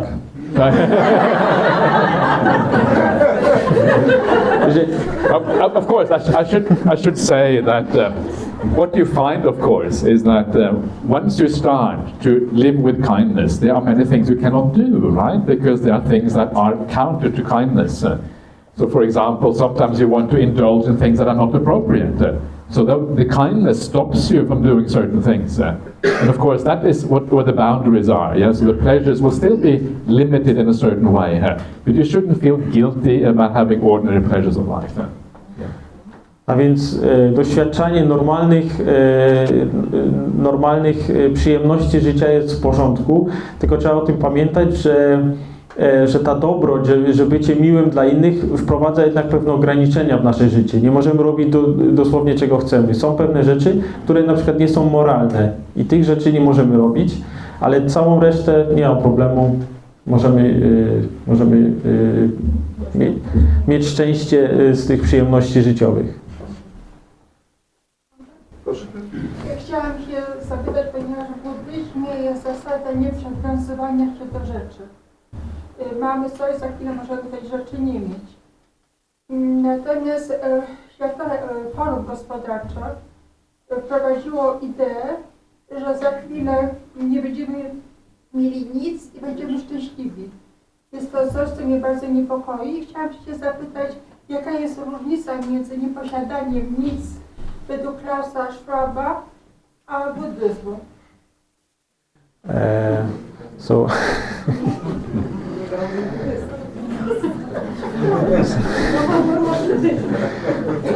Bo to jest po prostu dla mnie przerażające. Is you complaining about Buddhism?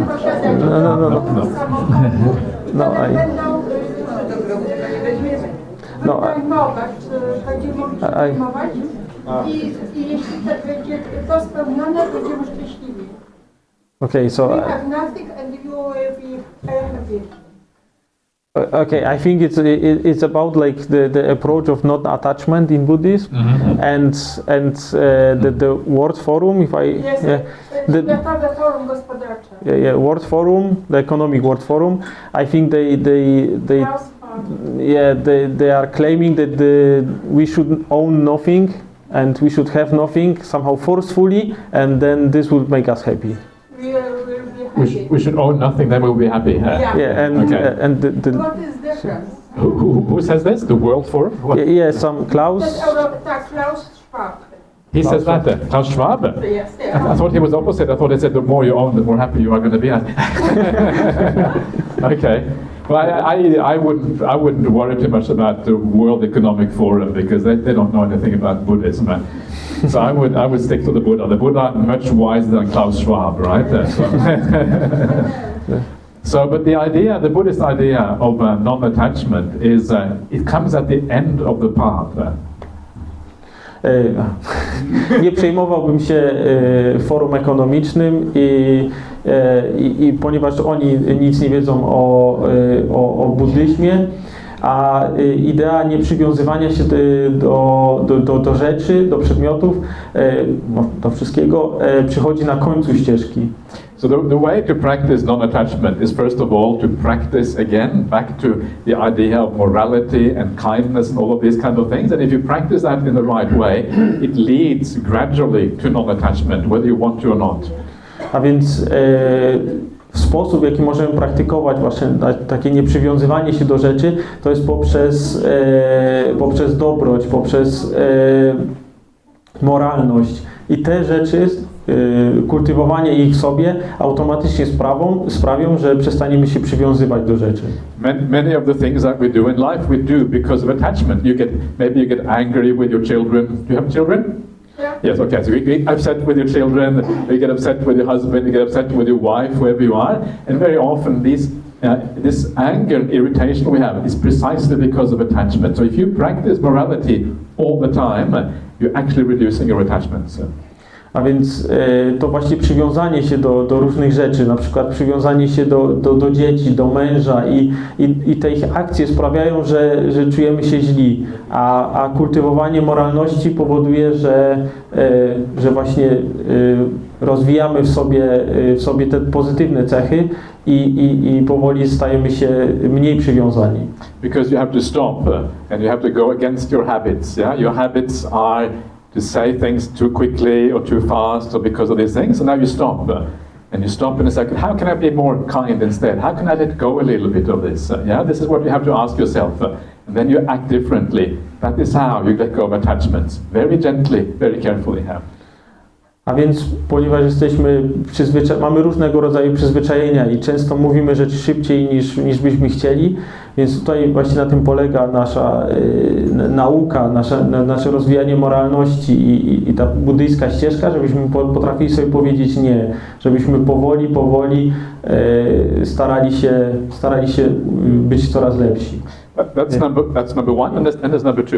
Okay. I to był numer 1 i teraz jest numer 2. So number two is to understand the limitations of the world.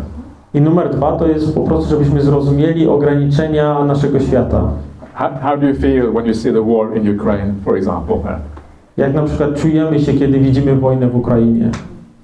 So, okay, so some people get angry, but some people, there's all kind of reactions to these kind of things. But the most important reaction when you see the world in Ukraine is to understand that this is the nature of the world. The nature of the world is that we have wars, we have violence, we have these problems, and actually the world is always going to be like that. I to jest właśnie to, że wiadomo, że są różne reakcje na tą wojnę, ale to jest jedna z tych rzeczy, które będą się cały czas przewijać w naszym świecie, że zawsze będzie przemoc, że zawsze będą jakieś wojny, tak po prostu jest skonstruowany nasz świat. Nothing has gone wrong in Ukraine. It's just the nature of humanity that we do these kind of things. Ukraina, czy na Ukrainie nie stało się nic złego, nic dziwnego, po prostu tak to wygląda, tak to działa. Then you have things like climate change. Więc na przykład mamy też takie rzeczy jak zmiany klimatu. And you have all the poverty in the world. Mamy też biedę na świecie. You have all the refugee crisis. Mamy problem z uchodźcami. You have the tsunamis and all the natural disasters. Mamy tsunami i katastrofy naturalne. You have the asteroid that might be heading for Earth and blowing everything up. Tak, dinozaury nie bały się asteroidów i ich nie ma już. So you start to understand that the nature of our world is such that actually there are all of these problems, and it turns you a little bit away from the world, and it turns you onto the spiritual path instead. Po prostu zrozumienie tego, że po prostu to jest naturalna część świata, że tego nie mamy na to wpływu, powoduje, że przesuwamy się w naszej rozwoju duchowym. When you eventually die, you have to give everything up. Kiedy w końcu każdy z nas umrze, musimy wszystko, co mamy, oddać. All your belongings. Wszystko, czego jesteśmy właścicielami. All the people in your life, even the most dear people to you. Każdej osoby, która jest w naszym życiu, nawet tych, które kochamy najbardziej. Your status in this world. Twój status w tym świecie. Yeah. Your body, even your body has to go. Nawet twoje ciało musi odejść. Everything has to go. Wszystko musi odejść. Except for one thing. Oprócz jednej rzeczy. Your mind. Twojego umysłu. So then you start to understand, well, actually, what I should really invest in this life, instead of investing everything in the external things, everything that has to go, I should invest in the mind instead. I właśnie w tym momencie powinniśmy zrozumieć, że najważniejszą rzeczą, którą możemy inwestować, nie są rzeczy zewnętrzne, tylko jest nasz umysł. Buddhist monks are investment advisors. Mnisi buddyjscy są doradcami inwestycyjnymi. Long-term investments, yeah? This is the real investments. Tak. No, we're not finished yet. Hold on. So the idea here is that when you think like this, you start to turn away from the world and you turn towards the spiritual path. You get more interested in meditation practice. You get more interested in your inner life rather than the external life. This is detachment. This is letting go of things. This is how you overcome your attachments. A więc jeżeli to rozumiemy, to zaczniemy powoli przesuwać się w stronę naszego wewnętrznego rozwoju, wewnętrznego duchowego rozwoju i zaczynamy się coraz mniej przywiązywać. To jest ta idea nieprzywiązywania się. Detachment from the world is not something that you do about an act of will. Detachment from the world is something that happens when you think in the right way. A więc nieprzywiązywanie się do świata nie jest akcją czy rzeczą, którą powinniśmy robić, tylko jest czymś, co rozumiemy poprzez nasze, mając prawidłowe zrozumienie. Okay, finished. Koniec. All right. Ja mam pytanie. Tak. Chowajmy Cię kolejną, okej? Nie można. Proszę. Mówimy o dobrym i złym, o dobrych uczynkach, złych ludziach. Są wskazówki o tym, żeby unikać towarzystwa głupców i przebywać z mądrymi.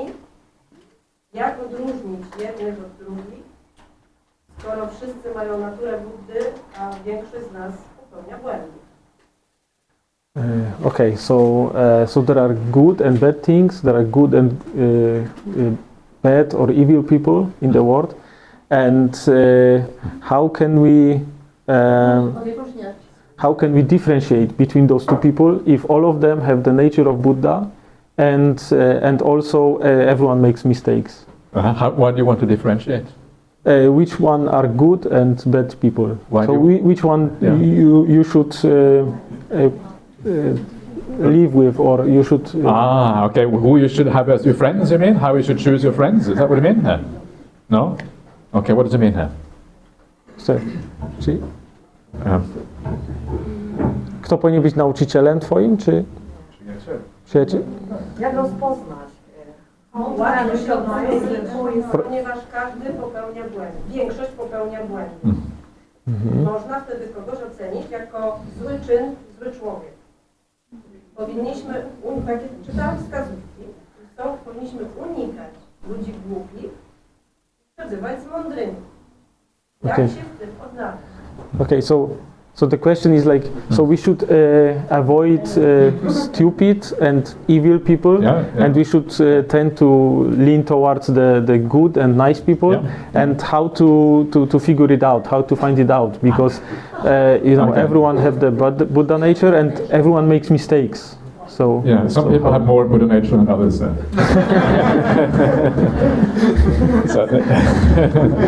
Niektórzy ludzie mają więcej natury Buddy niż inni. So what you have, I mean, you know roughly, who are the good people in the world. You just look at the actions. Some people have a lot of kindness. Some people you meet them and you think, whoa, okay, I better be careful with this one. A więc każdy z nas ma jakieś takie mniej więcej pojęcie, którzy ludzie są dobrzy i którzy ludzie są źli poprzez ocenianie ich akcji, czyli to co robią, w ten sposób możemy ich ocenić. So you just use your judgment, because we are all able to differentiate this to some extent. And so what you do is that it's important to have in the suit, as it's called, the Kalyana Mitta, the good friend. A więc musimy sami to rozpoznać, czyli każdy z nas ma jakieś pokłady w sobie, że potrafi odróżnić tych ludzi. I każdy z nas ma kogoś, kto się nazywa Kalyana Mitta, czyli dobry przyjaciel. Good, yeah, Kalyana, excellent, yeah, well done. And so and who is the Kalyana Mitta? The Kalyana Mitta are the people who are moral, who are generous, who are wise, who are peaceful, and also who encourage other people to have these qualities. A więc dobrzy ludzie to są ci, którzy są moralni, odważni, mądrzy i których zachowanie powoduje, że inni ludzie naokoło nich stają się lepsi. But number one, Kalyana Mitta. Numer jeden, Kalyana Mitta numer jeden. Who do you think? Yeah? Jak myślisz, kto nim jest? The Buddha. Buddha. Yeah. So make the Buddha your friend. Yeah, this is kind of one of the number one things. Także zrób, żeby Buddha był twoim przyjacielem. And the way to do that is to try to understand some of the teachings of the Buddha. The more you understand them, that is actually how you're making the Buddha your friend.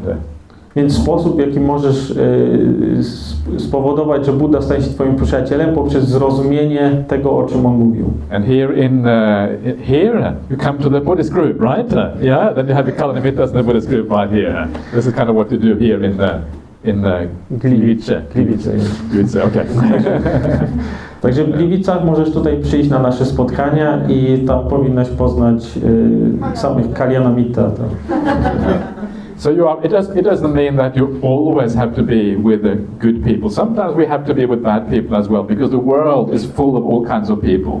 And then sometimes you have to have compassion, and sometimes maybe you can even help people, who are going the wrong way. And so sometimes you are, but for the most of the time, you are with good people, because that encourages you to live well and to do the right thing and to practice in a good way. A więc w trakcie naszego życia zawsze spotkamy i będziemy musieli żyć ze złymi ludźmi. I to jest dobre, bo pozwala nam trenować nasze współczucie w stosunku do innych ludzi. Ale mimo wszystko powinni jednak starać się przebywać z dobrymi ludźmi. Okay, yeah, okay, excellent, yeah. Całe życie od dziecka już nas uczono, żeby przebaczać innym. Natomiast w jaki sposób przebaczyć sobie i zaakceptować swoją przeszłość? So for the whole life we were taught that we should forgive others, but actually how we should forgive ourselves. Oh, yeah, you should forgive yourself as well, that's true. You should forgive others and yourself. And I'll tell you how to do this. Okay, so it's the same thing, right? Forgiving yourself is the same as forgiving others. If you can forgive others, really forgive others, you can usually forgive yourself. If you can forgive yourself, you can also forgive others. A więc przebaczenie innym powinniśmy przebaczać sobie w ten sam sposób, w jaki przebaczamy innym. Czyli przebaczamy innym, przebaczamy sobie. And the way to do this is to understand how conditioned we are as human beings. Yeah? We are very conditioned. We are the product of how we were brought up, our parents, our school, all the environment around us. I bardzo ważną rzeczą w tym przebaczaniu jest zrozumienie, że podlegamy wpływom, czyli od samego dzieciństwa poprzez szkołę. Ktoś zawsze miał, albo jakieś instytucje miały na nas wpływ. And from a Buddhist point of view, even past lives, you have past lives as well. So the personality you have now is not just formed by this life, but also past lives. A więc w buddyzmie dochodzą jeszcze poprzednie życia, które mają wpływ na naszą tożsamość. And so you are trapped in your personality. A więc jesteś uwięziona w swojej tożsamości. If I ask you to step out of your personality, can you do that then? Jeżeli poproszę Cię, żebyś nie była sobą, potrafiła być? It's impossible, right? It's impossible. So your personality is like a trap, and that trap is all the habits, all the things that come from the past. A więc nasza tożsamość jest pułapką, jest wszystkimi przyzwyczajeniami, wszystkimi rzeczami, które robimy. And when you understand this in a deep way, you understand that sometimes you do bad things, but it's not because you really want to do those bad things, it's because the habits are so powerful, actually you can't stop yourself. Więc czasami możesz się na tym złapać, czy to zrozumieć, że niektóre złe rzeczy, które robisz, to są po prostu dlatego, że masz takie przyzwyczajenia, że te rzeczy sobie w tobie są i robisz je szybciej niż potrafisz je zatrzymać. if I ask you not to get angry one time for the whole next week, can you do that? Jeżeli poproszę Cię, żebyś nie była zła jedyny raz w przyszłym tygodniu, zrobisz to? Yeah. And this shows you that we're not really in control of ourselves. There are larger forces in life that are way more powerful than we are. Yeah. I to pozwala nam zrozumieć, że są dużo większe siły w naszym życiu, że nie możemy siebie zawsze kontrolować. So look into yourself. Try to understand the conditioning. Yeah. The more you understand the conditioning, the more ability you have to forgive yourself and also forgive others. Więc staraj się zobaczyć, jakie te wpływy są, że po prostu, żebyś umiała właśnie, ponieważ są te wpływy, żebyś umiała sobie wybaczać, żebyś zrozumiała to. Okay? Yeah, very good. Okay. Excellent. To pani. Dzień dobry, miło mi bardzo, która się tutaj dowiedziałam. Jestem bardzo wdzięczna za to spotkanie. Mam takie bardziej pragmatyczne pytanie do tego wykładu, który tutaj wysłuchałam. Stoję przed takim dużym wyzwaniem życiowym, zawodowym. I czy dobrze zrozumiałam, czyli skupienie się na sobie, czyli taka uważność i taki bardzo głęboki wgląd, to praktykowanie mindfulness pozwoli mi przez to przejść. Czyli nie skupianie się na tym jakby projekcie, rozwiązywaniu tych problemów, tylko cały czas na sobie i to da mi tą siłę i pozwoli przejść dalej.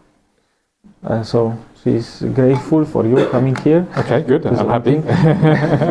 Okay, but the question is that she have a big project at work or in life, and she's asking like if focusing on the mindfulness, on self-awareness, on the inside, is it the way to go forward? So is it?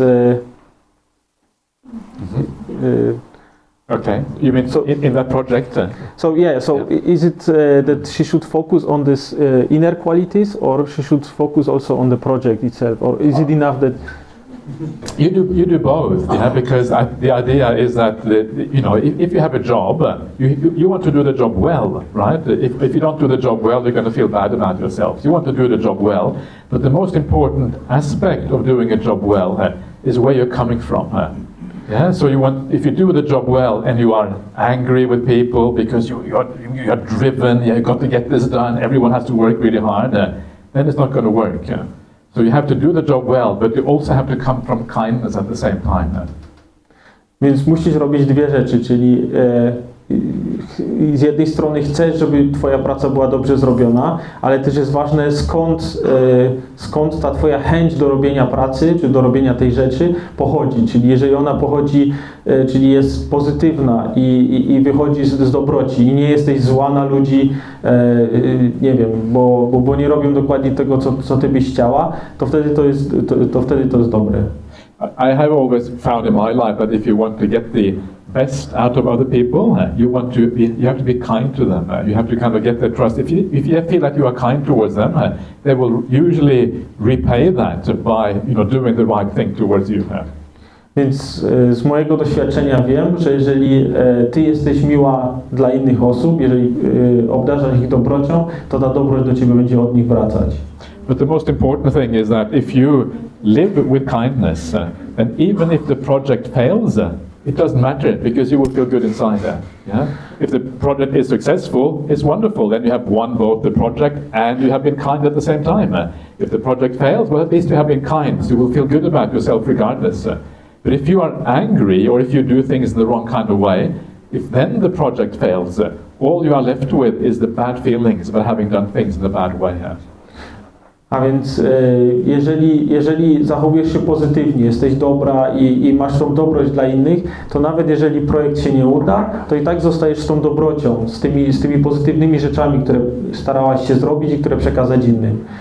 Ale jeżeli byłaś zła i na przykład denerwowałaś się i byłaś, nie wiem, niemiła dla innych, to jeżeli się ten projekt nie uda, no to zostajesz z tą wewnętrzną złością na wszystkich. Więc, a jeżeli się uda, no to zostajesz też i z tą dobrocią i z tym projektem, który się udał. So what matters in life is not what we achieve, but how we achieve it. Więc to, co jest ważne w życiu, to nie jest co osiągamy, ale jak osiągamy rzeczy. Dobrze? Tak. jeszcze mam drugie pytanie, jeżeli mogę. Czy taki wgląd wewnętrzny, czyli taka interocepcja podczas medytacji jest odczuwalna przy tej medytacji już takiej końcowej, czyli to uczucie błogości, czy może zdefiniować, gdzie jest odczuwalna w ciele? Czyli jeżeli w ogóle jest odczuwalna?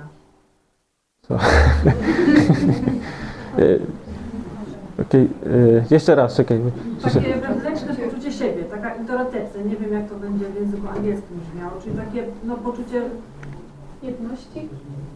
no nie do końca, bo to jest takie poczucie wewnętrzne. Niektórzy mają to uczucie w sercu, niektórzy w umyśle, niektórzy w trzewiach, więc podczas tej takiej głębokiej tej medytacji, gdzie już jest ta błogość, o której też była dzisiaj mowa, jest gdzieś zdefiniowana, czy podczas właśnie tej błogiej medytacji jest gdzieś w stanie określić, gdzie czuje to w ciele. Okay, so the question is like if self-introspection and so during the deep state of meditation, when there is the bliss, can you actually locate where is the W ciele, gdzie to miejsce jakby poczuje, czy to gdzieś czuje po prostu. ale co? Bo To jest błogość. no ale to jest so okay, so if this bliss is located somewhere in the body during the deep state of meditation, right? Tak? Locator pity. Locator pity. Pity. No. So yeah, I think the question is Where the bliss is, or where the happiness is? yeah. So if it's located somewhere in your body during the It can be. Yeah. Okay. There's different levels of happiness and bliss. And the early levels of happiness are often kind of felt in the body as well. They're physical. But the deeper you go to the meditation, the more mental it becomes. After a while, the body fades away, and it becomes like a purely mental bliss after a while. A więc jest wiele poziomów szczęścia i błogości i na początku one są zlokalizowane w ciele, ale wzrastając czy idąc w coraz głębsze stany medytacyjne, ta błogość coraz bardziej się przenosi do części umysłowej. Także później zaczynamy odczuwać tą błogość tylko w umyśle, a nasze ciało przestaje istnieć, przestajemy je odczuwać. Yeah, maybe. Yeah, okay. Czy umysł to ja, czy coś oddzielnego od ja? So is the mind? Umysł to ja, czy coś oddzielnego od ja? So is the mind me or is it something separate? Is the mind me or something like that? Okay, so the thing about me, right? The me is kind of a loaded word. Depends what you mean by me. But the Buddhist idea, the profound insight into Buddhism is the idea of non-self. And the non-self means that there is no core to a human being. There's nothing which is always there, nothing which is always permanent. So if you mean me, if you mean a permanent core, then the mind is just a process. It's not that permanent core. But if by me you just mean the process of the five khandhas, then yes, the mind is you. Czyli znaczy musimy dokładnie zrozumieć, o co chodzi ci o to ja. Czyli jeżeli ci chodzi o ciało, które jest fizycznie, to nie jest. To jest ta część... Nie, chodziło mi o ja. Ja ciało, ja. Ja to Ego. Ego, Ego to umysł. So is ego a mind? Ego is mind itself. Ego is an aspect of the mind. Tak, ego jest częścią umysłu, czyli aspektem. W takim razie ja to ja, czy ja to So is it me or me is mind? Me is a feeling, right? It feels like me, and that feeling is in the mind. Ja to ja. Czy umysł idzie, czy ja idę? Po śmierci ciała, ja idę, czy umysł idzie? So after I die, who is going? Is it me going there or is it my mind going? The mind going there. Me is just a feeling, and that feeling goes together with the mind, and then you get reborn. Ja jest tylko uczuciem i idzie razem z umysłem podczas odrodzenia. Czyli umysł był pierwszy od ja? So the mind was before me. The me is a feeling you have inside, right? Everyone has a feeling of me, and that always goes together with the mind. Także ja to jest tylko uczucie i ono zawsze idzie, czyli zawsze jest związane z umysłem. A jeśli ja czuję siebie w ciele, a ciało we mnie, to jak mam to wytłumaczyć? Ja czuję siebie. So if I feel myself in my body I moje ciało jako we mnie, and my body inside me, to kim jestem ja? so who am I? Who you are, this is what you're supposed to find out. This is the kind of the Buddhist path, right? So you practice and you will find it out. A więc to jest droga buddyjska, czyli odkrycie, kim jestem. I musisz nią podążać, żeby to odkryć. Nie mam już nic do odkrycia. So I have nothing to discover. I'm trusting. You have nothing to discover. You have many things to discover. I can promise you that. Okej, myślę, że tutaj chyba już skończymy z tym pytaniem. Może tam pani z tyłu, bo zgłasza się Oktarna, proszę. Okay, so my question, it's actually a two-part question. First is how to find reliable sources of knowledge, because as you said at the beginning of our teaching, there are a lot of untrue information or even false, which can really hinder the process of learning. And the second question is how to practice with meaning, how to truly understand the teaching. Because, you know, sometimes I'm afraid that when we learn those beautiful words, I aspire to like truly learn them. So when I say them, it's not superficial. You understand? Sure, I understand. Yeah, okay. Yeah. I need to translate.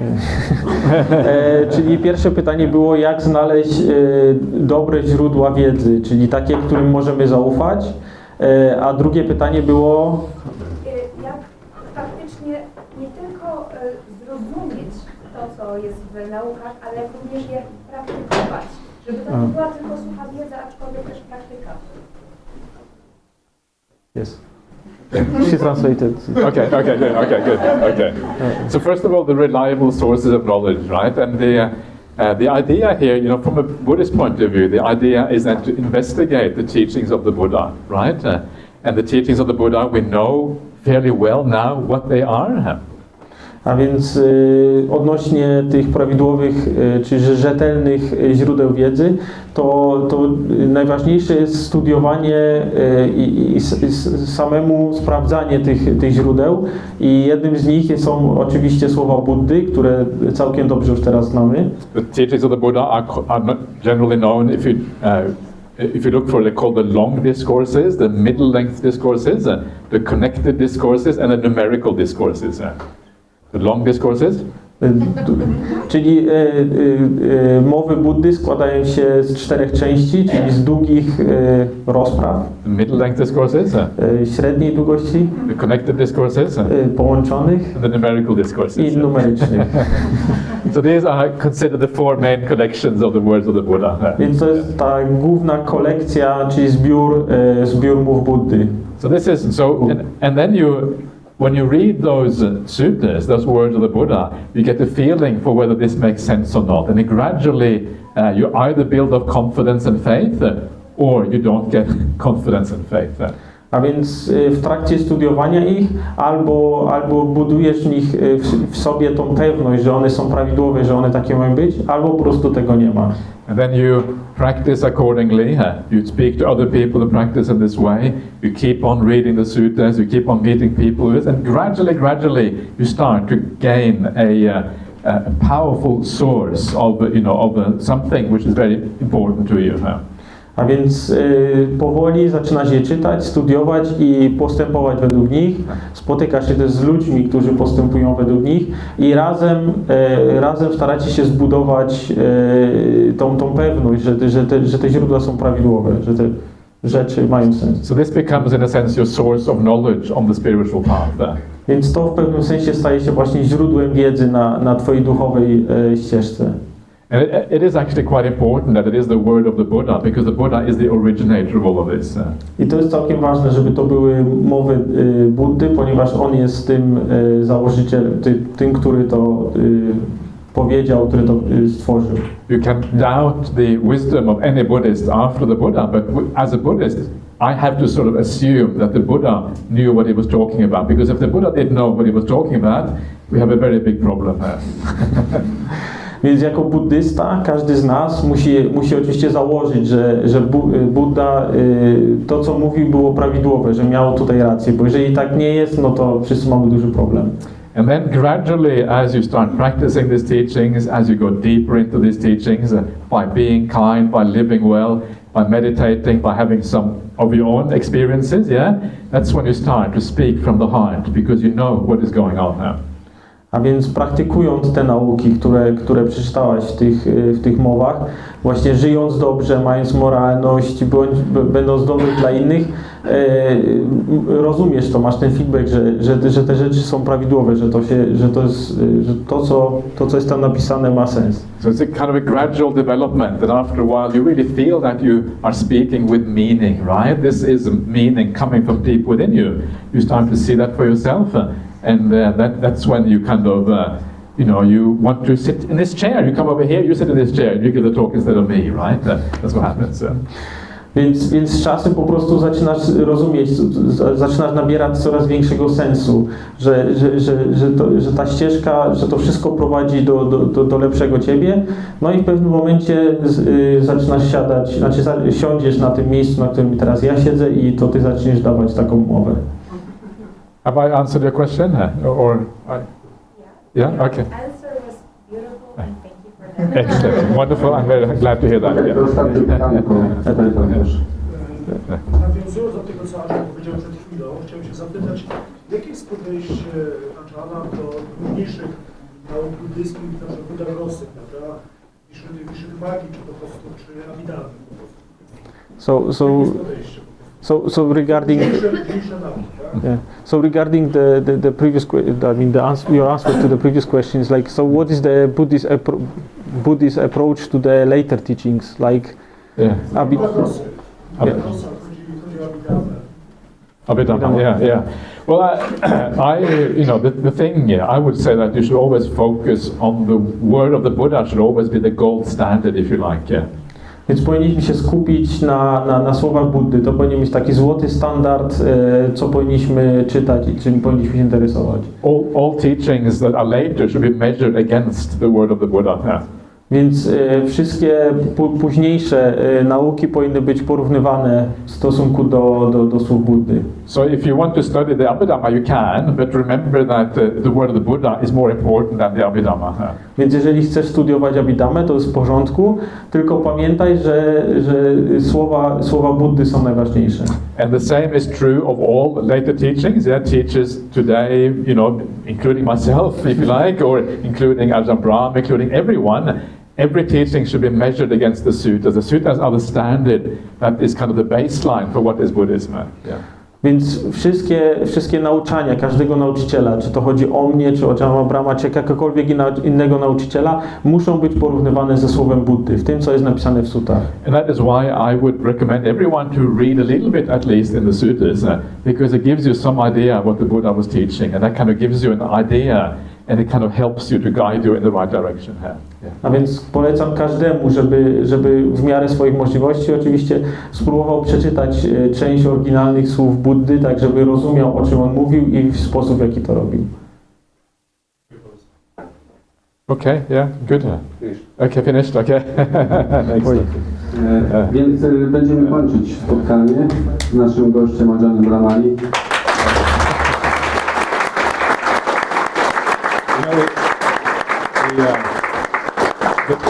There's a Buddhist way also, applause is a very kind of Western way, but the Buddhist way is to say, sadhu, sadhu, sadhu. Very good. Jeszcze raz bardzo dziękuję za tak liczne przybycie. Mam nadzieję, że wybaczycie nam tutaj jakieś drobne niedociągnięcia, zwłaszcza z tym brakiem miejsca. Postaram się następnym razem zorganizować to troszkę lepiej. Jeszcze raz bardzo dziękuję. Dziękuję. Dziękujemy.